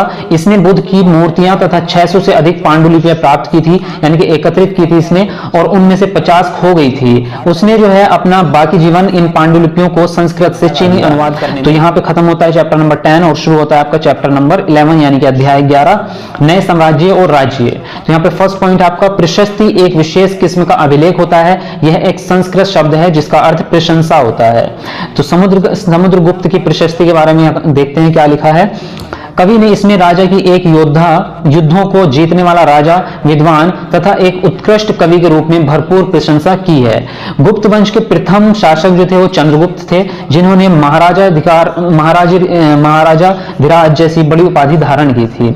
आगे आपका हर्षवर्धन और हर्षचरित, इसके बारे में हर्षवर्धन ने जो है करीब 1400 साल पहले शासन किया। उनके दरबारी कवि बाणभट्ट ने संस्कृत में उनकी जीवनी लिखी है जिसका नाम है हर्षचरित्र। आगे आपका पल्लव, चालुक्य और पुलकेशियन द्वितीय। तो पल्लवों का राज्य उनकी राजधानी कांचीपुरम के आसपास के क्षेत्रों से लेकर कावेरी नदी के डेल्टा तक फैला था, जबकि चालुक्यों का राज्य कृष्णा तथा तुंगभद्रा नदियों के बीच स्थित था। और आगे इसमें दिया है आपका, चालुक्यों की राजधानी ऐहोल थी। यह एक प्रमुख व्यापारिक केंद्र था। और पुलकेशियन द्वितीय सबसे प्रसिद्ध चालुक्य राजा था। उनके बारे में हमें उनके दरबारी कवि रवि कीर्ति द्वारा रचित प्रशस्ति से पता चलता है। आगे आपका अध्याय नंबर 12 जो है इमारतें, चित्र तथा किताबें। तो लोह स्तंभ के बारे में इसमें पढ़ते हैं, बहुत ही इंपॉर्टेंट चीज है ये। दिल्ली में कुतुब मीनार के परिसर में खड़ा यह लोह स्तंभ भारतीय शिल्पकारों की कुशलता का एक अद्भुत उदाहरण है। इसकी ऊंचाई 7.2 मीटर है और इसका वजन 3 टन से भी ज्यादा है। इसका निर्माण लगभग 1500 साल पहले हुआ था। आगे है आपका ईंटों और पत्थरों की इमारतें। तो स्तूप का शाब्दिक अर्थ टीला होता है। ये स्तूप गोल, लंबे, बड़े, छोटे थे। उन सब में एक समानता थी कि सभी स्तूपों के भीतर एक छोटा सा डिब्बा रखा जाता था। आगे है, इस काल में आरंभिक हिंदू मंदिरों का भी निर्माण किया गया। इसमें विष्णु, शिव तथा दुर्गा जैसे देवी देवताओं की पूजा होती थी। मंदिरों का सबसे महत्वपूर्ण हिस्सा गर्भगृह होता था, जहां मुख्य देवी या देवताओं की मूर्ति रखा जाता था। तो यहाँ पे जो है ये बहुत ही इंपॉर्टेंट है। इस तरह के वर्ड जो है प्रश्न ये आ भी चुका है और आने की संभावना भी है, जैसे कि गर्भगृह जो है शब्द है और मंडप जैसे शब्द होते हैं, तो इनके बारे में काफी प्रश्न आ जाते हैं आपके। अधिकतर मंदिरों में मंडप नाम की एक जगह होती थी। यह एक सभागार होता था जहां पर लोग इकट्ठा होते थे। आगे चित्रकला के बारे में यहाँ पे कुछ दिया है, देखते हैं। अजंता में सैकड़ों सालों में अनेक गुफाएं खोदी गई। इनमें से कुछ को चित्रों द्वारा सजाया गया था। इन चित्रों के रंग 1500 साल बाद भी चमकदार हैं। ये रंग पौधों तथा खनिजों से बनाए गए थे। और आगे है आपका, करीब 1800 साल पहले एक प्रसिद्ध तमिल महाकाव्य जिसका नाम था सिलप्पदिकारम की रचना इलांगो नामक कवि ने की थी। और आगे है आपका, एक और तमिल महाकाव्य मणिमेखलाई को करीब 1400 साल पहले सतनार द्वारा लिखा गया था। और इसी काल में जुड़ी कहानियों में पुराण भी शामिल है। पुराण का शाब्दिक अर्थ होता है आपका प्राचीन या पुराण। पुराण में विष्णु, शिव, दुर्गा और पार्वती जैसी देवी देवताओं की जुड़ी कहानियां हैं। उसके बाद में आपका विज्ञान की पुस्तकें। तो यहाँ पे आर्यभट्ट के बारे में कुछ दिया है इन्होंने। इसी समय गणितज्ञ एवं खगोल शास्त्री आर्यभट्ट ने आर्यभट्टियम नामक जो लिखी थी, अपनी पुस्तक लिखी थी। और ये पुस्तक जो थी उनकी संस्कृत भाषा में थी। ये भी प्रश्न बना था, आई थिंक इसमें लिखा भले नहीं है, लेकिन इस चीज को आपको जानना जरूरी है। तो इसमें जो है उन्होंने लिखा कि दिन और रात पृथ्वी के अपनी धुरी पर चक्कर काटने की वजह से होते हैं। उन्होंने ग्रहण के बारे में भी एक वैज्ञानिक तर्क दिया था। और उन्होंने जो है वृत्त की परिधि को मापने की एक विधि ढूंढ निकाली थी इसके बारे में। और तो भाई यहाँ पे जो है आपके कक्षा 6 के हो जाते हैं नोट्स कंप्लीट आपके, और यहाँ पे कक्षा 7 के हम स्टार्ट कर लेते हैं। तो कक्षा बिल्कुल हम चैप्टर वाइज लेके चल रहे हैं, जिसका नाम है हमारे अतीत सेकंड, यानी कि 6 वाली जो थी उसका नाम था हमारे अतीत फर्स्ट, इतिहास की बुक। तो यहाँ पे चैप्टर नंबर फर्स्ट है आपका नए राजा एवं राज्य है। तो इसके बारे में देखते हैं, पढ़ते हैं थोड़ा सा।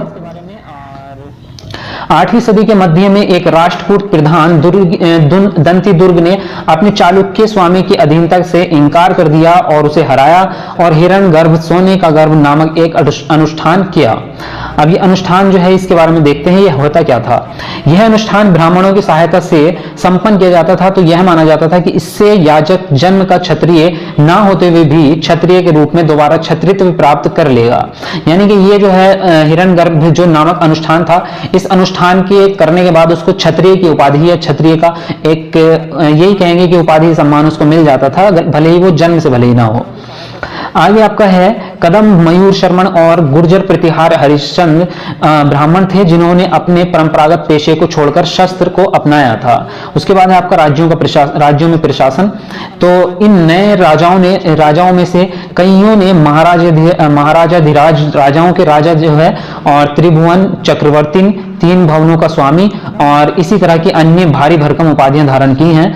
और राजा लोग प्राय ब्राह्मणों को भूमि अनुदान से पुरस्कृत करते थे। ये ताम्र पत्रों पर अभिलेखित होते थे जो भूमि पाने वालों को दिए जाते थे। आगे है आपका 12वीं शताब्दी में एक वृहत संस्कृत काव्य भी रचा गया जिसमें कश्मीर पर शासन करने वाले राजाओं का इतिहास दर्ज है। इसे कलहण नामक एक रचनाकार द्वारा रचा गया था। उसके बाद है आपका धन के लिए युद्ध। तो यहाँ पे धन के लिए काफी युद्ध हुए थे, बहुत ज्यादा, और इसके बारे में प्रश्न भी आते हैं आपके। एक विशेष रूप से वांछनीय क्षेत्र था गंगा घाटी में कन्नौज नगर, और गुर्जर प्रतिहार राष्ट्रकूट और पाल वंशों के शासक सदियों तक कन्नौज के ऊपर नियंत्रण को लेकर आपस में लड़ाई करते रहे। चूंकि इन लंबी लड़ाई में 3 पक्ष थे, इसलिए इसे इतिहासकारों ने इसकी चर्चा त्रिपक्षीय संघर्ष के रूप में की है। आगे आपका अफगानिस्तान के गजनी का सुल्तान महमूद ऐसे शासकों में से सबसे प्रसिद्ध है। वह लगभग हर साल उपमहाद्वीप पर हमला करता था और उसका निशाना थे संपन्न मंदिर, जिनमें गुजरात का सोमनाथ मंदिर भी शामिल था। महमूद जो था धन को उठा ले गया, उसका बहुत बड़ा हिस्सा उसने गजनी में एक वैभवशाली राजधानी निर्माण करने में खर्च किया। और सुल्तान महमूद ने उपमहाद्वीप का लेखा जोखा लिखने के लिए काम जो था एक विद्वान अल बरूनी को सौंपा था। उनकी अरबी में लिखी कीर्ति जो है किताबुल हिंद आज भी इतिहासकारों के लिए एक महत्वपूर्ण स्रोत है। तो ये इसके बारे में आपने वैसे भी पहले भी सुना होगा ईवीएस वगैरह में। चोल राज्य, तो राजराज प्रथम जो थे, जो सबसे शक्तिशाली चोल शासक माना जाता है, 958 में राजा बने और राजराज के पुत्र राजेंद्र प्रथम ने उसकी नीतियों को जारी रखा और उसने गंगा घाटी, श्रीलंका, दक्षिण पूर्व एशिया के देशों पर हमला किया। इन अभियानों के लिए उसने जल सेना भी बनाई थी। और आगे आपका चोल मंदिर के बारे में है। तो चोल मंदिर काफी इंपोर्टेंट टॉपिक है। मंदिर सिर्फ पूजा आराधना के स्थान नहीं थे, वे आर्थिक, सामाजिक और सांस्कृतिक जीवन के केंद्र भी थे। मंदिर के साथ जुड़े हुए शिल्पों में सबसे विशिष्ट था कांस्य प्रतिमाएं बनाने का काम। चोल कांस्य प्रतिमाएं संसार की सबसे उत्कृष्ट कांस्य प्रतिमाओं में से गिनी जाती हैं। और आगे आपका है साम्राज्य का प्रशासन।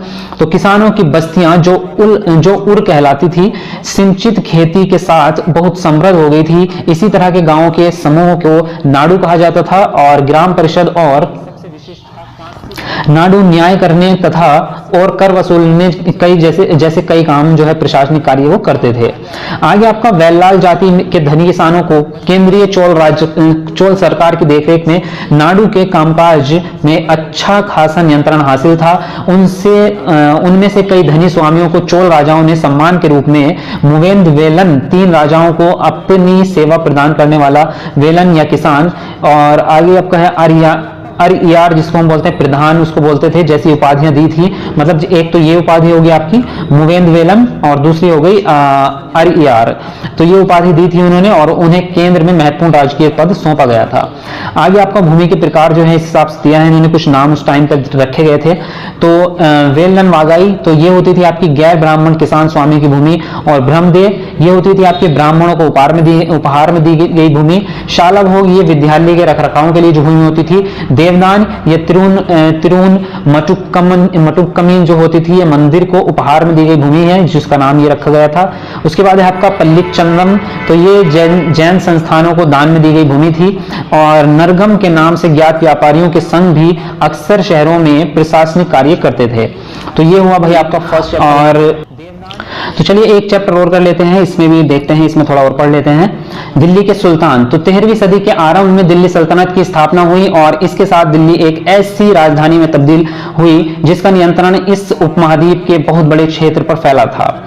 हालांकि अभिलेख, सिक्कों और स्थापत्य की माध्यम से काफी सूचना मिलती है, मगर और भी महत्वपूर्ण वे इतिहास, तारीख या तवारीख हैं जो सुल्तानों के शासनकाल में प्रशासन की भाषा फारसी में लिखे गए थे।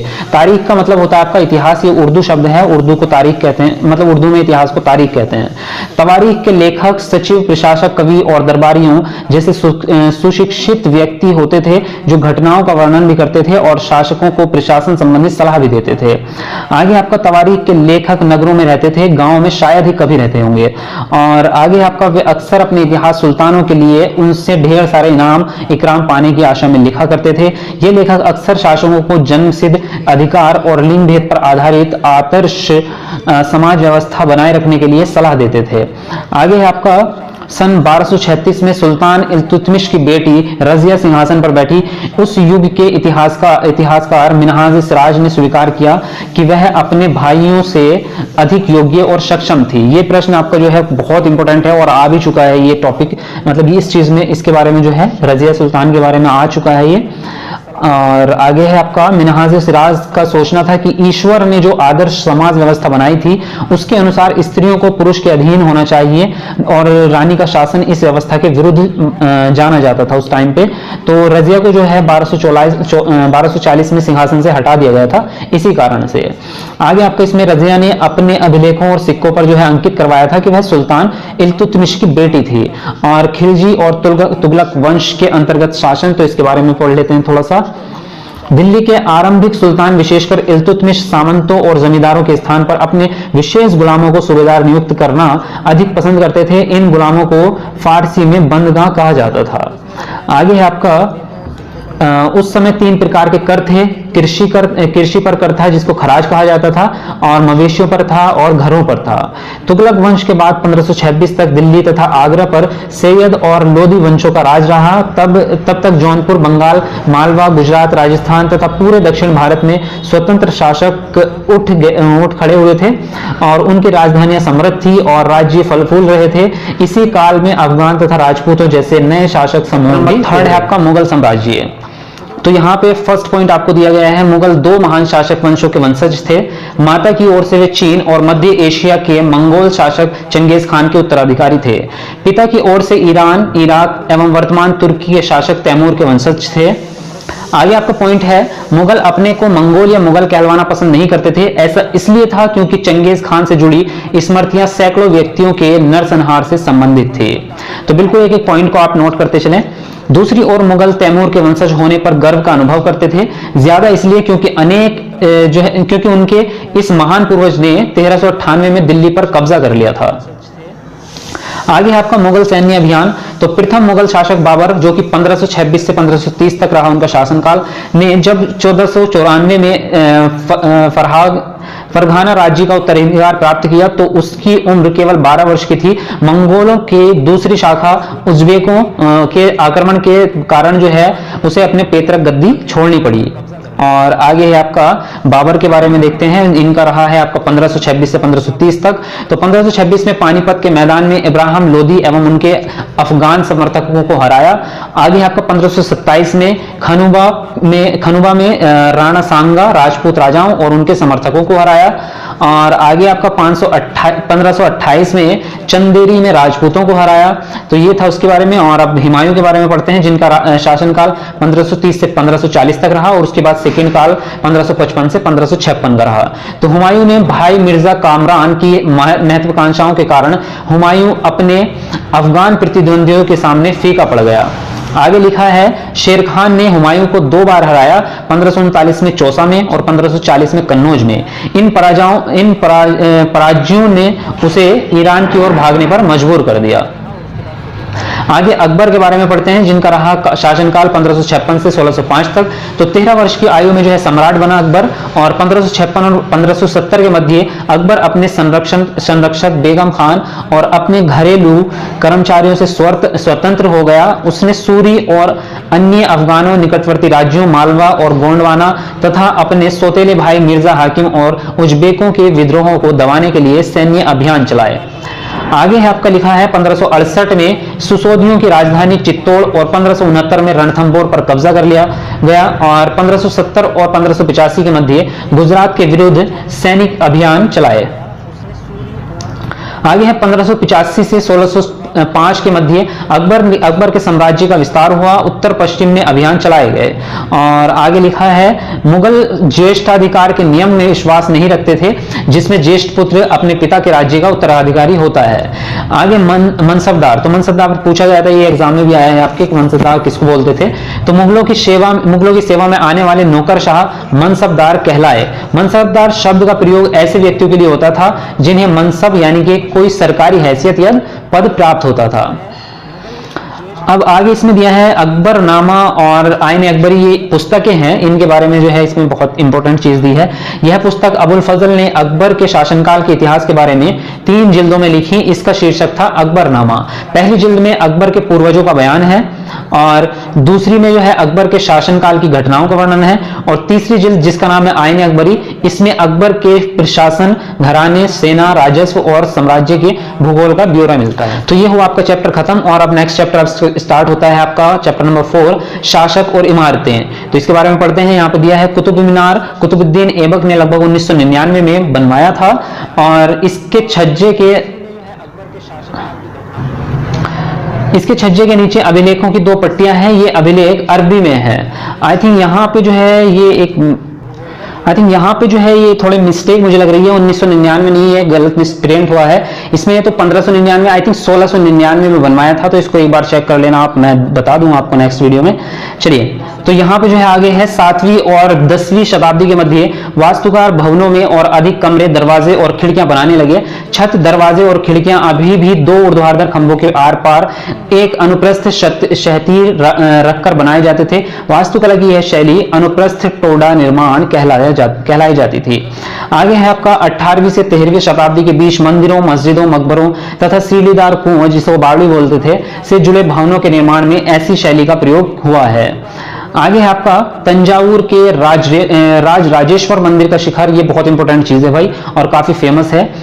तो तंजावुर के राजराजेश्वर मंदिर का शिखर उस समय के मंदिरों में सबसे ऊंचा था। इसका निर्माण आसान नहीं था, क्योंकि उस समय क्रेन नहीं थी, और इसके शीर्ष पे जो है इन्होंने पत्थर रखा था उस मंदिर के बिल्कुल चोटी पे ले जाके, जिसका वजन था 90 टन। तो भाई उस पत्थर को ऊपर ले जाना बहुत ही मुश्किल काम था। तो उन्होंने क्या किया था, उसके लिए एक पूरी सड़क बनाई थी, पूरा रास्ता बनाया था, जिसमें लिया है आपने वास्तुकारों ने 4 किलोमीटर लंबा जो है चढ़ाईदार रास्ता बनाया था, जिसे मंदिर बनने के बाद जो है तोड़ दिया गया था, और उस रास्ते के द्वारा जो है उस पत्थर को ऊपर लेके गए थे। और इसी के कारण जो है आज भी मंदिर के पास के एक गांव को चारूपल्लम कहा जाता है, जिसका अर्थ है चढ़ाईदार रास्ते का गांव। आगे आपका 12वीं शताब्दी में 2 प्रौद्योगिकी एवं शैली संबंधी परिवर्तन दिखाई देने लगे या पड़ने लगे थे, और वो थे दरवाजों और खिड़कियों के ऊपर की अधिरचना का भार कभी कभी मेहराबों पर डाल दिया जाता था। वास्तुकला का यह चापाकार रूप था। और दूसरा यह था कि निर्माण कार्य में चूना पत्थर और सीमेंट का प्रयोग बढ़ गया था। आगे आपका मंदिरों, मस्जिदों और हौजों का निर्माण। तो फर्स्ट पॉइंट इसके बारे में आपका राजराजेश्वर मंदिर का निर्माण राजा राजदेव ने अपने देवता राजराजेश्वरम की उपासना हेतु किया था। और आगे है आपका फारसी दरबारी इतिहासों में सुल्तान का वर्णन अल्लाह की परछाई के रूप में हुआ है।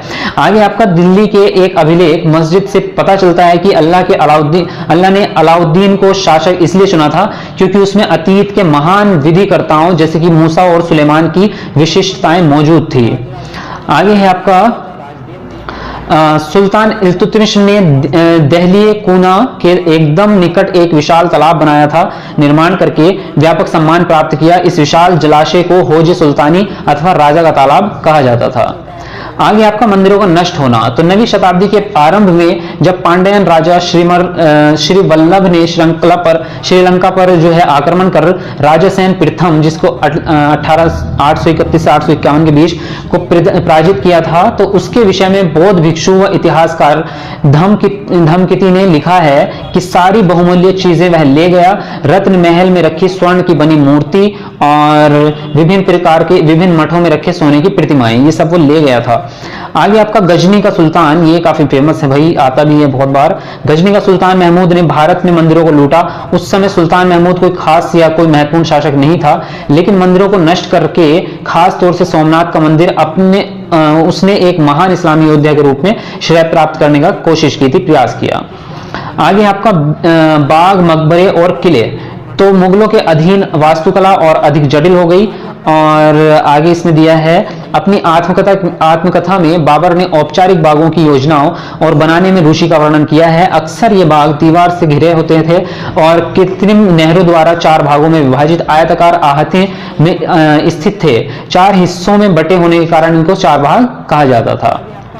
आगे आपका शाहजहां के शासनकाल के दौरान सार्वजनिक और व्यक्तिगत सभा हेतु समारोह कक्षों, दीवाने खास और दीवाने आम की योजना बहुत सावधानी पूर्वक की गई थी। तो ये प्रश्न आपका पहले भी आ चुका है कि दीवाने आम और दीवाने खास का प्रयोग किस लिए किया जाता था, तो भाई ये समारोह के या सभाओं के लिए किया जाता है, तो इस चीज को आप याद रखें। एक विशाल आंगन में स्थित ये दरबार चिहिल सुतुन अथवा 40 खंभों के सभा भवन भी कहलाते थे। आगे आपको दिया है इन्होंने शाहजहां बादशाह के सिंहासन के पीछे पितरादूरा के जड़ाऊ काम की एक श्रृंखला बनाई गई थी, जिसमें पौराणिक यूनानी देवता आर्फियस की वीणा बजाते हुए चित्रित किया गया है। ये प्रश्न भी आपका जो है आ चुका है, पितरादूरा का 2014 में आया था सीटेट के।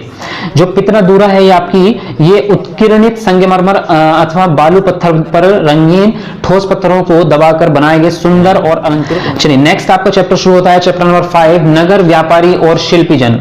तो देखते हैं यहाँ पे प्रशासनिक केंद्र के बारे में बात कर रहे हैं। तो वर्ष के 12 महीने बहने वाली कावेरी नदी इस सुंदर नगर यानी कि तंजावुर के पास बहती है। राजा राजराज चोल द्वारा निर्मित राजराजेश्वर मंदिर की घंटियां बजती हुई सुनाई देती हैं। लोग नगर के वास्तुकार कुंजर मल्लन राजराज पेरुतच्छन की वास्तुकला की प्रशंसा करते हुए थकते नहीं हैं। और आगे दिया है हमें वास्तुकार का नाम इसलिए पता है क्योंकि उसने गर्व से अपना नाम को मंदिर की दीवार पर उत्कीर्ण किया। मंदिर के भीतर एक विशाल शिवलिंग स्थापित है। आगे आपका मंदिर, नगर और तीर्थ केंद्र। मंदिर जो है वो नगर भी है और तीर्थ केंद्र भी, दोनों के रूप में इसकी बात की गई है। तंजावुर एक मंदिर नगर का भी उदाहरण है और मंदिर अक्सर समाज और अर्थव्यवस्था दोनों के लिए ही अत्यंत महत्वपूर्ण होते थे। शासक विभिन्न देवी देवताओं के प्रति अपना भक्ति भाव दर्शाने के लिए मंदिर बनवाते थे। आगे दिया गया है इसमें कांसा, घंटा धातु और लुत्फ मोम तकनीक। तो ये बहुत ही बेहतरीन तकनीक है और आप इसको पढ़ोगे तो इसमें मजा भी आएगा। देखो, कांसा एक मिश्र धातु है जो तांबे तथा रांगे यानी कि टिन के मेल से बनती है। आगे है आपका घंटा धातु में रांगे का अनुपात किसी भी अन्य किस्म के कांसे से अधिक होता है। और जो आपकी ये तरीका है जो लुप्त मोम वाली तकनीक है उसके बारे में पढ़ते हैं। तो इसमें चोलकालीन कांस्य मूर्तियां लुप्त मोम तकनीक से बनाई जाती थी।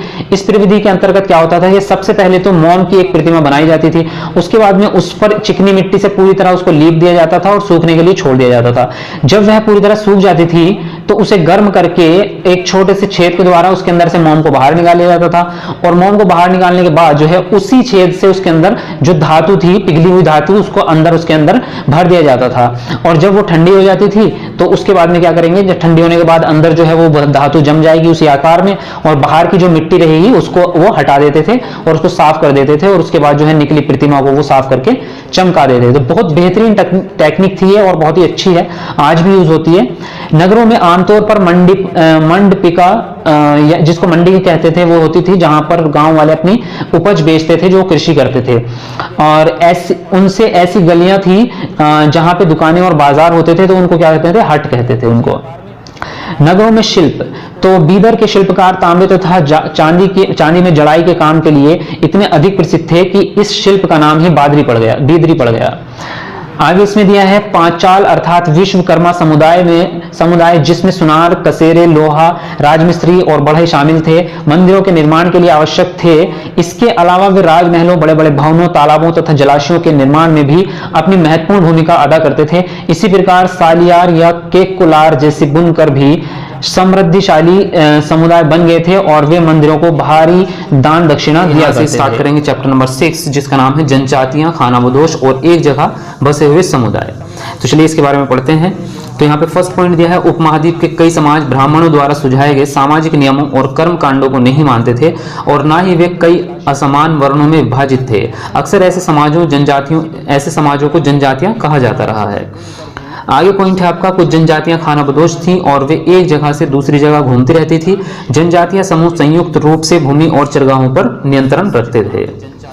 आगे आपका पॉइंट है, जनजातीय लोग भी लिखित दस्तावेज नहीं रखते थे, लेकिन समृद्ध रीति रिवाजों और वाचिक मौखिक परंपराओं का वे संरक्षण करते थे। ये परंपराएं हर नई पीढ़ी को विरासत में मिलती थी। आज के इतिहासकार जनजातियों का इतिहास लिखने के लिए इन वाचिक परंपराओं का इस्तेमाल करने लगे हैं। ये प्रश्न आपका आया था अभी सीटेट में कि जो ये जनजातीय लोग जो है लिखित दस्तावेज नहीं रखते, तो फिर इतिहासकार जो थे वो किस तरह से इतिहास लिखते हैं उनके बारे में, तो उसका आंसर यही था आपका कि वाचिक परंपराओं का इस्तेमाल करते हैं। आगे आपका पॉइंट है, उत्तर पश्चिम में एक और विशाल एवं शक्तिशाली जनजाति थी बलोच। ये लोग अलग अलग मुखिया वाले कई छोटे छोटे कुलों में बटे हुए थे।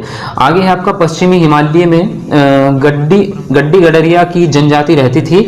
उपमहाद्वीप के सुदूर उत्तरी पूर्व पर भी नागा, अहोम और कई दूसरी जनजातियों का पूरी तरह प्रभुत्व था।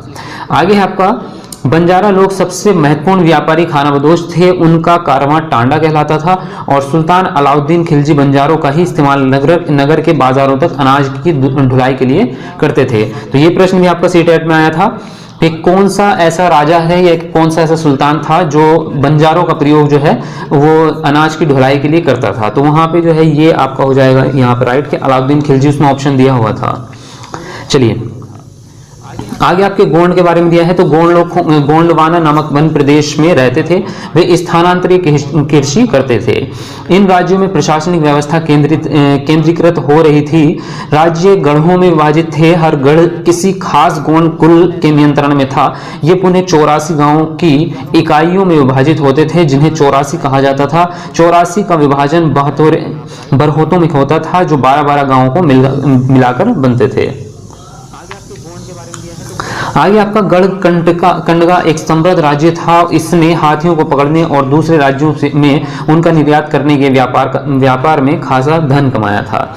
अहोम के बारे में अगर पढ़ें तो अहोम लोग जो है मौजूदा म्यांमार से आकर 13वीं सदी में ब्रह्मपुत्र घाटी में आ बसे। उन्होंने भूइयां यानी कि भूस्वामी लोगों को पुरानी राजनीतिक व्यवस्था का दमन करके नए राज्य का स्थापना की। आगे है, अहोम राज्य बेगार पर निर्भर था। राज्य के लिए जिन लोगों से जबरन काम लिया जाता था वे पाइक कहलाते थे। अहोम राज्य कुलों में विभाजित था जिन्हें खेल कहते थे। वहां दस्तकारों की बहुत कम जातियां थी। चैप्टर नंबर शुरू होता है 7 जिसका नाम है आपका क्षेत्रीय संस्कृति का निर्माण। तो इसमें है आपका चेर और मलयालम भाषा का विकास। तो इसके बारे में पढ़ते हैं। तो यहाँ है महोदयपुरम का चेर राज्य प्रादीपीय के दक्षिण पश्चिमी भाग में जो आज के केरल राज्य का एक हिस्सा है 9वीं शताब्दी में स्थापित किया गया। संभवतः मलयालम भाषा इस इलाके में बोली जाती थी। शासकों ने मलयालम भाषा एवं लिपि का प्रयोग अपने अभिलेखों में किया है। आगे है आपका मलयालम भाषा की प्रथम साहित्यिक कृतियां प्रत्यक्ष रूप से संस्कृत की ऋणी हैं। यह भी एक काफी रोचक तथ्य है कि 14वीं शताब्दी का एक ग्रंथ लीला तिलकम जो व्याकरण और काव्यशास्त्र विषयक है मणि प्रवालम शैली में लिखा गया है और मणि प्रवालम अर्थ होता है आपका हीरा और मूंगा। आगे आपका कथक नृत्य शैली उत्तर प्रदेश के अनेक भागों से जुड़ी है। कथक शब्द कथा से निकला है और बहुत से ऐसे नृत्य रूपों में जिन्हें लोक नृत्य की श्रेणी में रखा गया है वे विशिष्टताएं पाई जाती हैं जो शास्त्रीय रूपों का विशिष्ट लक्षण बताया गया है। यद्यपि शास्त्रीय विशेषण का प्रयोग उन कला रूपों की श्रेष्ठता का सूचक हो सकता है, फिर भी यह हमेशा शब्दशः सही नहीं होता। अन्य नृत्य रूप जिन्हें जिसे इस समय शास्त्रीय माना जाता है वे निम्नलिखित हैं। और वह है आपका भारतनाट्यम जो कि तमिलनाडु का है, और कथकली केरल, उड़ीसा आपका ओडिशा जो है वो उड़ीसा का, और कुचिपुड़ी जो है वो आंध्र प्रदेश का है, और मणिपुरी जो है वो मणिपुर का है। आगे चैप्टर स्टार्ट होता है आपका चैप्टर नंबर 8, 18वीं शताब्दी में नई राजनीतिक गठन। तो 18वीं शताब्दी में भारत जो है इसके बारे में देखते हैं क्या क्या था उसमें। 1707 ईस्वी में औरंगजेब की मृत्यु के पश्चात मुगल सत्ता कमजोर पड़ गई। औरंगजेब ने अपने शासनकाल में दक्कन में एक लंबी लड़ाई लड़ते हुए साम्राज्य के सैन्य एवं वित्तीय संसाधनों को बहुत अधिक खर्च कर दिया था, और इस आर्थिक व राजनीतिक संकट के दौरे में 1739 में ईरान के शासक नादिर शाह ने दिल्ली पर आक्रमण किया।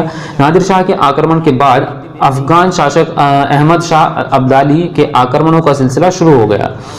उसने 1748 ईस्वी से 1761 ईस्वी के बीच उत्तर भारत पर 5 बार हमला किया, और फर्रुखसियर और आलमगीर द्वितीय की हत्या कर दी गई तथा अहमद शाह एवं शाह आलम द्वितीय को उनके अभिजातों ने अंधा कर दिया। आगे दिया है आपका 18वीं शताब्दी में अवध, बंगाल और हैदराबाद जैसे क्षेत्रों का उदय हुआ। अवध का संस्थापक सादत खान, बंगाल का मुर्शिद कुली खां एवं हैदराबाद का आसफ जहां था। आगे हैदराबाद के बारे में इन्होंने लिखा है, निजामुल मुल्क आसफ जहां 1724 से 48 इनका जो है साम्राज्य रहा, और मुगल बादशाह फर्रुखसियर के दरबार में एक अभिजात था जिसे हैदराबाद राज्य की स्थापना की थी। हैदराबाद राज्य पश्चिम की ओर मराठों से विरुद्ध और पठारी क्षेत्र के स्वतंत्र तेलुगु सेनानायकों के साथ युद्ध करने में संलग्न रहता था।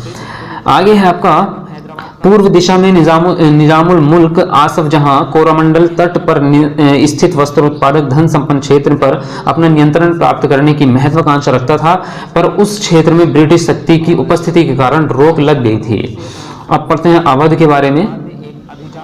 तो बुरहानुल मुल्क ने अवध क्षेत्र में मुगल प्रभाव को कम करने की कोशिशों के चलते मुगलों द्वारा नियुक्त अधिकारियों जिसको जागीरदारों की संख्या में कटौती कर दी। और आगे है राज्य राजस्व का ठेका सबसे ऊंची बोली लगाने वाले इजारेदार को देता था।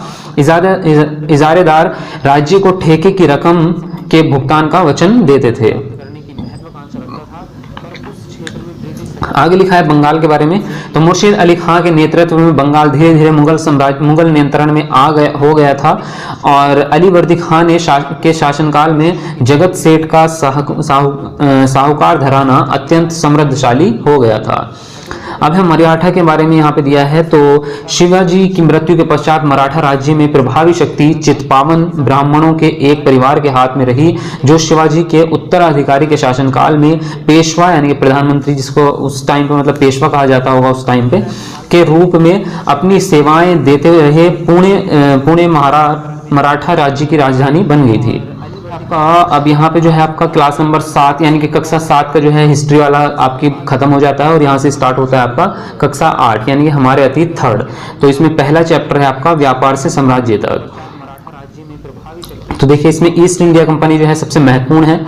तो इसकी स्थापना कैसे हुई और उसने कौन कौन से काम किए, एक एक पॉइंट जो है इसका बिल्कुल आपके लिए बहुत ज्यादा इंपॉर्टेंट होने वाला है।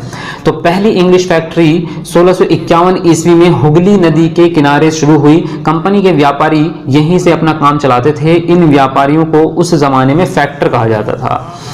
आगे है आपका पॉइंट 1696 ईस्वी तक कंपनी ने एक आबादी के चारों तरफ एक किला बनाना शुरू कर दिया था। 2 साल बाद उसने मुगल अफसरों को रिश्वत देकर 3 गांवों की जमींदारी भी खरीद ली थी, और इनमें से एक गांव कलिकाता था जो बाद में कलकत्ता बना। आगे है आपका 1600 ईस्वी में ईस्ट इंडिया कंपनी ने इंग्लैंड की महारानी एलिजाबेथ प्रथम से चार्टर अर्थात इजाजतनामा हासिल कर लिया था, और इस इजाजतनामे का मतलब यह था कि इंग्लैंड की कोई और व्यापारिक कंपनी इस इलाके में ईस्ट इंडिया कंपनी से होड़ नहीं कर सकती, यानी कि कंपटीशन नहीं कर सकती।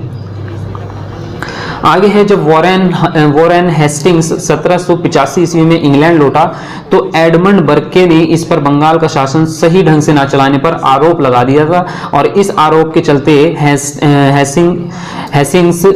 हेस्टिंग्स पर ब्रिटिश संसद ने महाभियोग का मुकदमा चलाया गया, जो 7 वर्षों तक चला। और ये प्रश्न आपका आया था अभी सीटेट में कि ऐसा कौन सा जो है संसद था, ब्रिटिश सांसद, जिस पर जो है महाअभियोग का मुकदमा चलाया गया था, तो वो ये था हेस्टिंग्स। तो ये ऑप्शन में आपको मिलेगा। चलिए, और आगे है आपका दिया है यहाँ पे 17वीं और 18वीं सदी में जब भी मौका मिलता कोई सी एक कंपनी किसी दूसरी कंपनी के जहाज डुबो देती और अन्य नुकसान पहुंचाती, व्यापारिक चौकियों को किलेबंदी के जरिए सुरक्षित किया जाता था। तो यहाँ पे जो है कंपटीशन ये स्टार्ट हो चुका था और एक दूसरे को नुकसान पहुंचा रहे थे। आगे है आपका मुर्शिद कुली खान के बाद अली वर्दी खान और उसके बाद सिराजुद्दौला बंगाल के नवाब बने। उन्होंने कंपनी को रियासत देने से मना कर दिया। व्यापार का अधिकार देने के बदले कंपनी से नजराना मांगे, उसे सिक्के ढालने का अधिकार नहीं दिया और उसकी किलेबंदी को बढ़ाने से रोक दिया। कंपनी पर धोखाधड़ी का आरोप लगाते हुए उन्होंने दलील की कि इसकी वजह से बंगाल सरकार का राजस्व वसूली कम हो गई है, ये कम होती जा रही है और नवाबों की ताकत जो है वो कमजोर पड़ रही है। यह टकराव दिनों दिन गंभीर होते गए। अंततः इन टकरावों की परिणति प्लासी का युद्ध के रूप में हुई। तो ये था ईस्ट इंडिया की कंपनी के बारे में। और आगे है आपका अंग्रेजों द्वारा सर्वोच्चता की स्थापना। तो लॉर्ड हेस्टिंग्स 1813 से 1823 के तक जो है गवर्नर जनरल रहे। तो इनके नेतृत्व में सर्वोच्चता की एक नई नीति शुरू की गई और कंपनी का दावा था कि उनकी सत्ता सर्वोच्च है, इसलिए वह भारतीय राज्यों से ऊपर है। आगे है जब अंग्रेजों ने कित्तूर यानी कि कर्नाटक के छोटे से राज्य को कब्जे में लेने का प्रयास किया तो रानी चेन्नम्मा ने हथियार उठा लिए और अंग्रेजों के खिलाफ आंदोलन छेड़ दिया। 1824 ईस्वी में उन्हें गिरफ्तार किया गया और 1829 ईस्वी में जेल में ही उनकी मृत्यु हो गई। चेन्नम्मा के बाद कित्तूर स्थित संगोली के एक गरीब चौकीदार रायन्ना ने यह प्रतिरोध जारी रखा। और आगे है आपका अंग्रेजों ने 1838 ईस्वी से 1842 ईस्वी के बीच अफगानिस्तान के साथ एक लंबी लड़ाई लड़ी और वहां अप्रत्यक्ष कंपनी शासन स्थापित कर लिया। 1843 ईस्वी में सिंध भी कब्जे में आ गया। 1849 में अंग्रेजों ने पंजाब का भी अधिग्रहण कर लिया। अब है विलय नीति के बारे में, ये बहुत ही इंपॉर्टेंट है। अधिग्रहण की आखिरी लहर 1848 से 1856 ईस्वी के बीच गवर्नर जनरल बने लॉर्ड डलहौजी के शासनकाल में चली। लॉर्ड डलहौजी ने एक नई नीति अपनाई और जिसे जो है विलय नीति का नाम दिया गया। यह सिद्धांत इस तर्क पर आधारित था कि अगर किसी शासक की मृत्यु हो जाती थी और उसका कोई पुरुष वारिस नहीं है, यानी कि उसका अगर लड़का नहीं है, बेटा नहीं है, तो उसकी रियासत जो है वो हड़प ली जाएगी।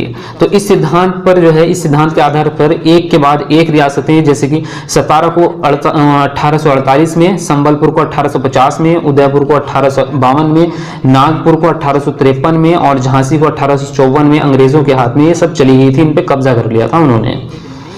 आगे आपका दिया है यहाँ पे 1856 में कंपनी ने अवध को भी अपने नियंत्रण। चलिए, तो यहाँ पे स्टार्ट होता है आपका दूसरा नंबर, चैप्टर नंबर 2 आपका स्टार्ट होता है यहाँ पे ग्रामीण क्षेत्र पर शासन चलाना। तो इसमें देखते हैं क्या क्या दिया है। इसमें फर्स्ट पॉइंट दिया है आपका 12 अगस्त 1765 को मुगल बादशाह ने ईस्ट इंडिया कंपनी को बंगाल का दीवान तैनात किया।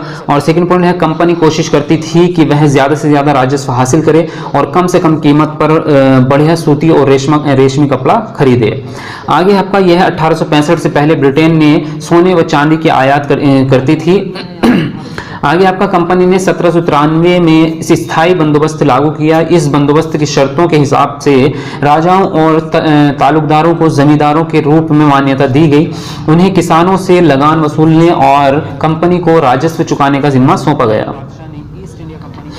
आगे आपका नई व्यवस्था के रूप में हॉल्ट मैकेंजी नामक अंग्रेज ने राजस्व इकट्ठा करने और उसे कंपनी को सौंपने का जिम्मा जमींदार के बजाय गांव के मुखिया को सौंप दिया। यह व्यवस्था महालवारी बंदोबस्त का नाम दिया गया इस व्यवस्था को। आगे आपका मुनरो व्यवस्था काफी इंपॉर्टेंट है और प्रश्न भी आते हैं, इससे आ भी चुके हैं ऑलरेडी। रीड और मुनरो को लगता था कि इस दक्षिण में परंपरागत जमींदार नहीं थे, इसलिए सीधे किसानों, रैयतों, जिसको हम वहां पे बोलते थे किसानों को, रैयतों से ही बंदोबस्त करना चाहिए। मुनरो का मानना था कि अंग्रेजों को पिता की भांति किसानों की रक्षा करनी चाहिए। आगे आपका यूरोप के लिए फसलें 18वीं सदी के आखिर तक कंपनी ने अफीम और नील की खेती पर जोर लगा दिया था। इसके बाद 150 साल तक अंग्रेज देश के विभिन्न भागों में किसी न किसी फसल के लिए किसानों को मजबूर करते रहे। आगे है बंगाल में पटसन, असम में चाय, संयुक्त प्रांत आधुनिक उत्तर प्रदेश में गन्ना, पंजाब में गेहूं, महाराष्ट्र व पंजाब में कपास और मद्रास में चावल। तो ये इस तरह की जो है खेती वहां पे उन्होंने कराई। 19वीं सदी के ब्रिटेन में मॉरिस के छापों में इस्तेमाल किया गया नीला रंग भारत में उगने वाले नील के पौधे से ही तैयार किया होगा। उस समय भारत दुनिया में नील का सबसे बड़ा स्रोत था।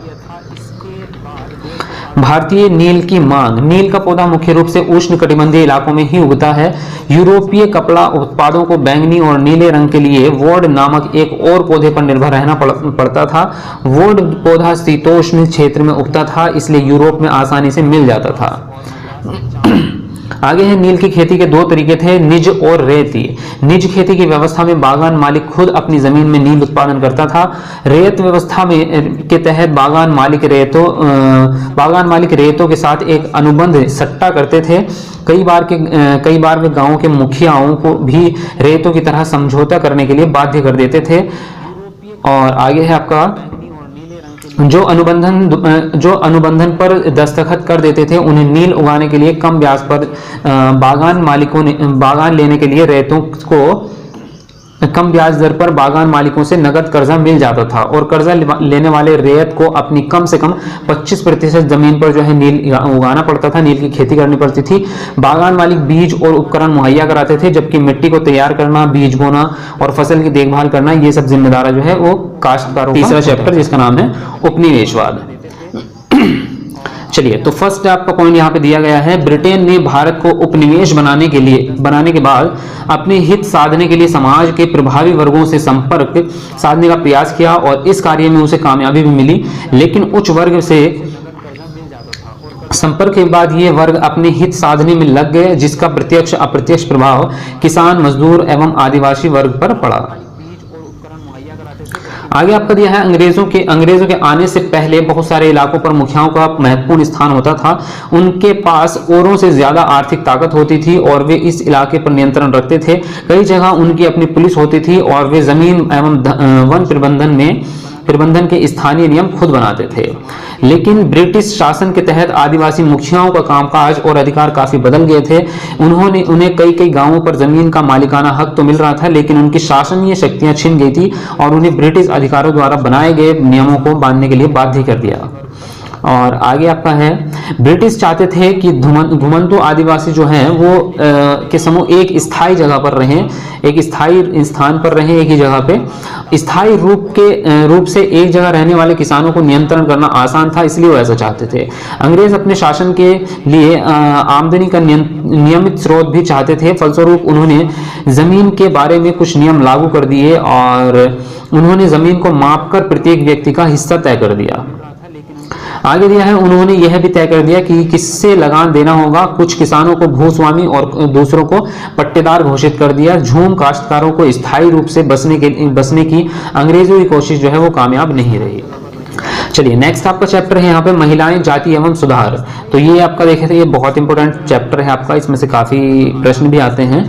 हिंदू समाज में जो कुरीतियां थी उनके कारण स्त्रियों की दुर्दशा हो गई थी। अनेक कुरीतियां जैसे कि सती प्रथा, बाल विवाह आदि कुप्रभाव जीवन भर महिलाओं को झेलना पड़ता था।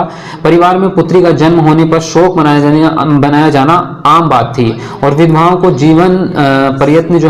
जीवन अत्यंत कष्टमय था, क्योंकि वहां पे विधवाओं को दूसरा विवाह करने की जो है अनुमति नहीं थी।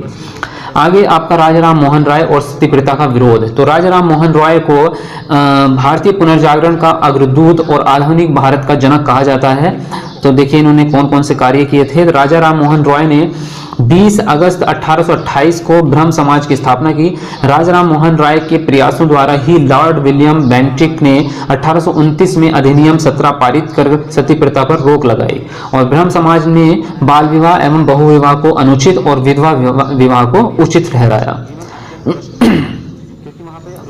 उसके आगे दिया है यहाँ पे आत्माराम, पांडुरंग एवं विधवा विवाह। तो ब्रह्म समाज के आधार पर ही 1867 ईस्वी में महाराष्ट्र में प्रार्थना समाज की स्थापना की गई। इसके संस्थापक आत्माराम पांडुरंग थे। प्रार्थना समाज ने जाति व्यवस्था का विरोध किया और अंतर जातीय विवाह, विधवा विवाह, स्त्री शिक्षा पर अधिक बल दिया। 1861 ईस्वी में महादेव गोविंद रानाडे ने महाराष्ट्र में विधवा विवाह के प्रचार के लिए विडो रिमैरिज एसोसिएशन मिशन की स्थापना की।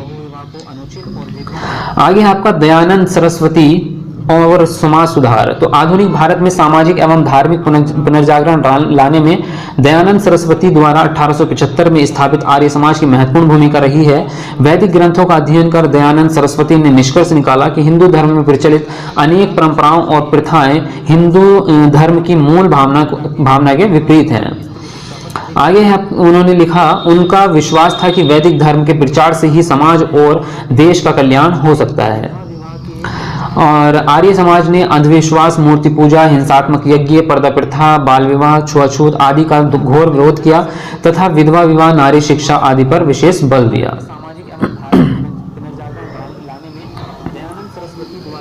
आगे है आपका रामकृष्ण मिशन और स्त्री पुनरुद्धार। तो रामकृष्ण मिशन की स्थापना स्वामी विवेकानंद ने अपने गुरु रामकृष्ण परमहंस की स्मृति में की थी। और आगे है आपका रामकृष्ण मिशन ने स्त्रियों की स्थिति में सुधार के लिए प्रयास किए। इस मिशन ने स्त्रियों के महत्व को स्वीकारते हुए इनके सम्मान की बात की। और ईश्वरचंद विद्यासागर एवं नारी शिक्षा, तो इन उनके प्रयासों से कलकत्ता और अन्य स्थानों पर बालिका विद्यालयों की स्थापना हुई। हिंदू समाज में विधवाओं की दयनीय इस दशा के सुधार के लिए उन्होंने लोकमत तैयार किया। उन्हीं प्रयासों से 1856 में विधवा पुनर्विवाह अधिनियम पारित हुआ और उन्होंने समाज को प्रेरित करने के लिए अपने इकलौते पुत्र का विवाह एक विधवा से ही किया।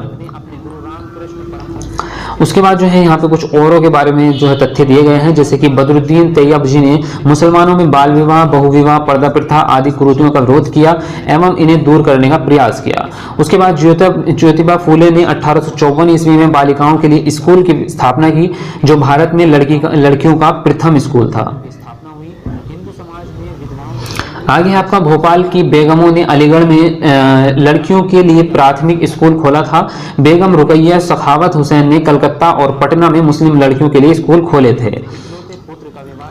आगे दिया है आपका बाल विवाह कानून 1929। तो 1929 में बाल विवाह निषेध अधिनियम पारित हुआ और इस कानून के अनुसार जो है 18 साल से कम उम्र के लड़के और 16 साल से कम उम्र की लड़की की शादी नहीं की जा सकती थी। बाद में यह उम्र बढ़ाकर 21 साल, क्रमशः 21 साल और 18 साल कर दी गई, यानी कि लड़कों की 21 साल और लड़कियों की 18 साल। तो भाई यहाँ पे चैप्टर नंबर 4 हो जाता है फिनिश और स्टार्ट होता है आपका चैप्टर नंबर 5 जो है आपका राष्ट्रीय आंदोलनों का संगठन। तो ये है आपका 1870 के दशक से 1947 तक की कहानी। तो राष्ट्रवाद का उदय के बारे में दिया है इन्होंने। 1878 ईस्वी में आर्म्स एक्ट पारित हुआ, जिसके जरिए भारतीयों से अपने पास हथियार रखने का अधिकार छीन लिया गया था। उसी वर्ष आगे दिया है इसमें, उसी वर्ष वर्नाक्युलर प्रेस एक्ट भी पारित किया गया, जिससे सरकार की आलोचना करने वालों को चुप कराया जा सके।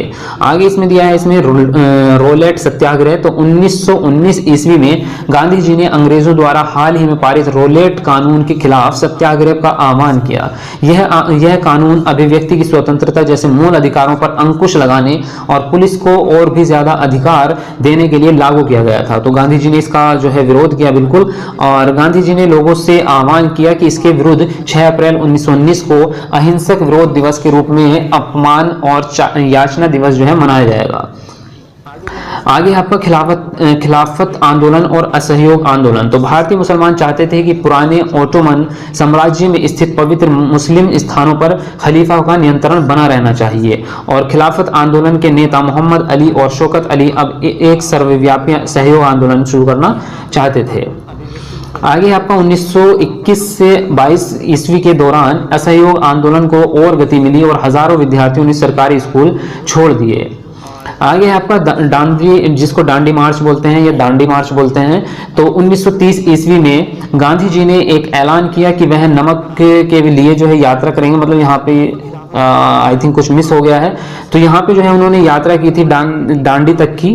तो आगे लिखा है साबरमती से उन्होंने की थी, तो उसके बारे में बात कर रहे हैं। तो गांधी जी और उनके अनुयायी साबरमती से 240 किलोमीटर दूर स्थित दांडी तट पर पैदल चलकर गए और वहां उन्होंने तट पर बिखरा नमक इकट्ठा करते हुए नमक कानून का सार्वजनिक उल्लंघन किया था। आगे आपका भारत छोड़ो आंदोलन। तो कांग्रेस ने बंबई अधिवेशन में 8 अगस्त 1942 को भारत छोड़ो प्रस्ताव पारित किया।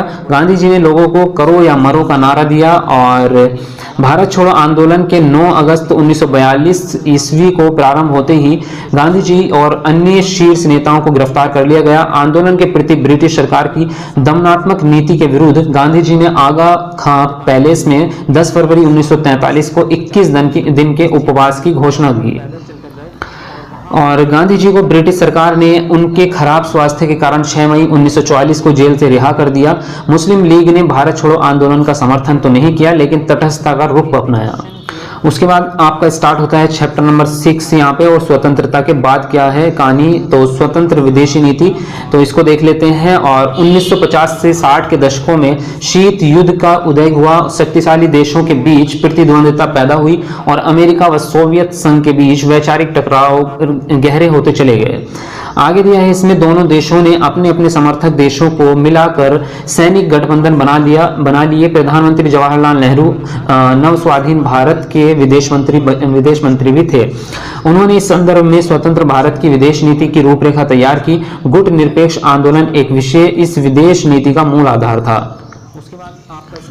आगे आपका, दोनों देशों ने युद्ध को टालने के प्रयास किए और अक्सर युद्ध के खिलाफ मानवतावादी और नैतिक रवैया अपनाया, परंतु विभिन्न कारणों से भारत सहित बहुत सारे गुट निरपेक्ष देशों को युद्ध का सामना करना पड़ा।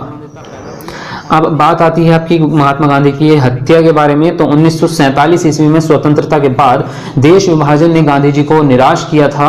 दंगों के दौरान उनकी सक्रियता को देखते हुए माउंटबेटन ने उन्हें वन मैन आर्मी कहा। पाकिस्तान को रोकड़ बाकी दिलाने के लिए गांधी जी ने कांग्रेस के नेताओं को राजी किया।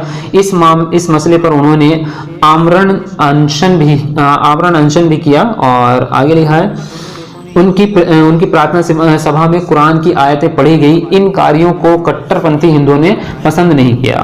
और आगे है आपका, तनावपूर्ण माहौल में 30 जनवरी 1948 को नाथुराम गोडसे ने महात्मा गांधी की हत्या कर दी, दिल्ली में हत्या कर दी थी। और पंडित जवाहरलाल नेहरू ने इस अवसर पर कहा कि हमारे जीवन से प्रकाश बुझ गया है। तो चलिए फ्रेंड, यहाँ पे आपका ये हो चुका है फिनिश चैप्टर भी और आपकी हिस्ट्री भी। तो पूरा जो है हिस्ट्री वाला पोर्शन आपका यहाँ पे फिनिश हो चुका है। वीडियो को लाइक करें और शेयर करना नहीं भूलना भाई, दबा के शेयर करो ज्यादा से ज्यादा, ताकि एग्जाम से पहले सभी कैंडिडेट के पास पहुंचे।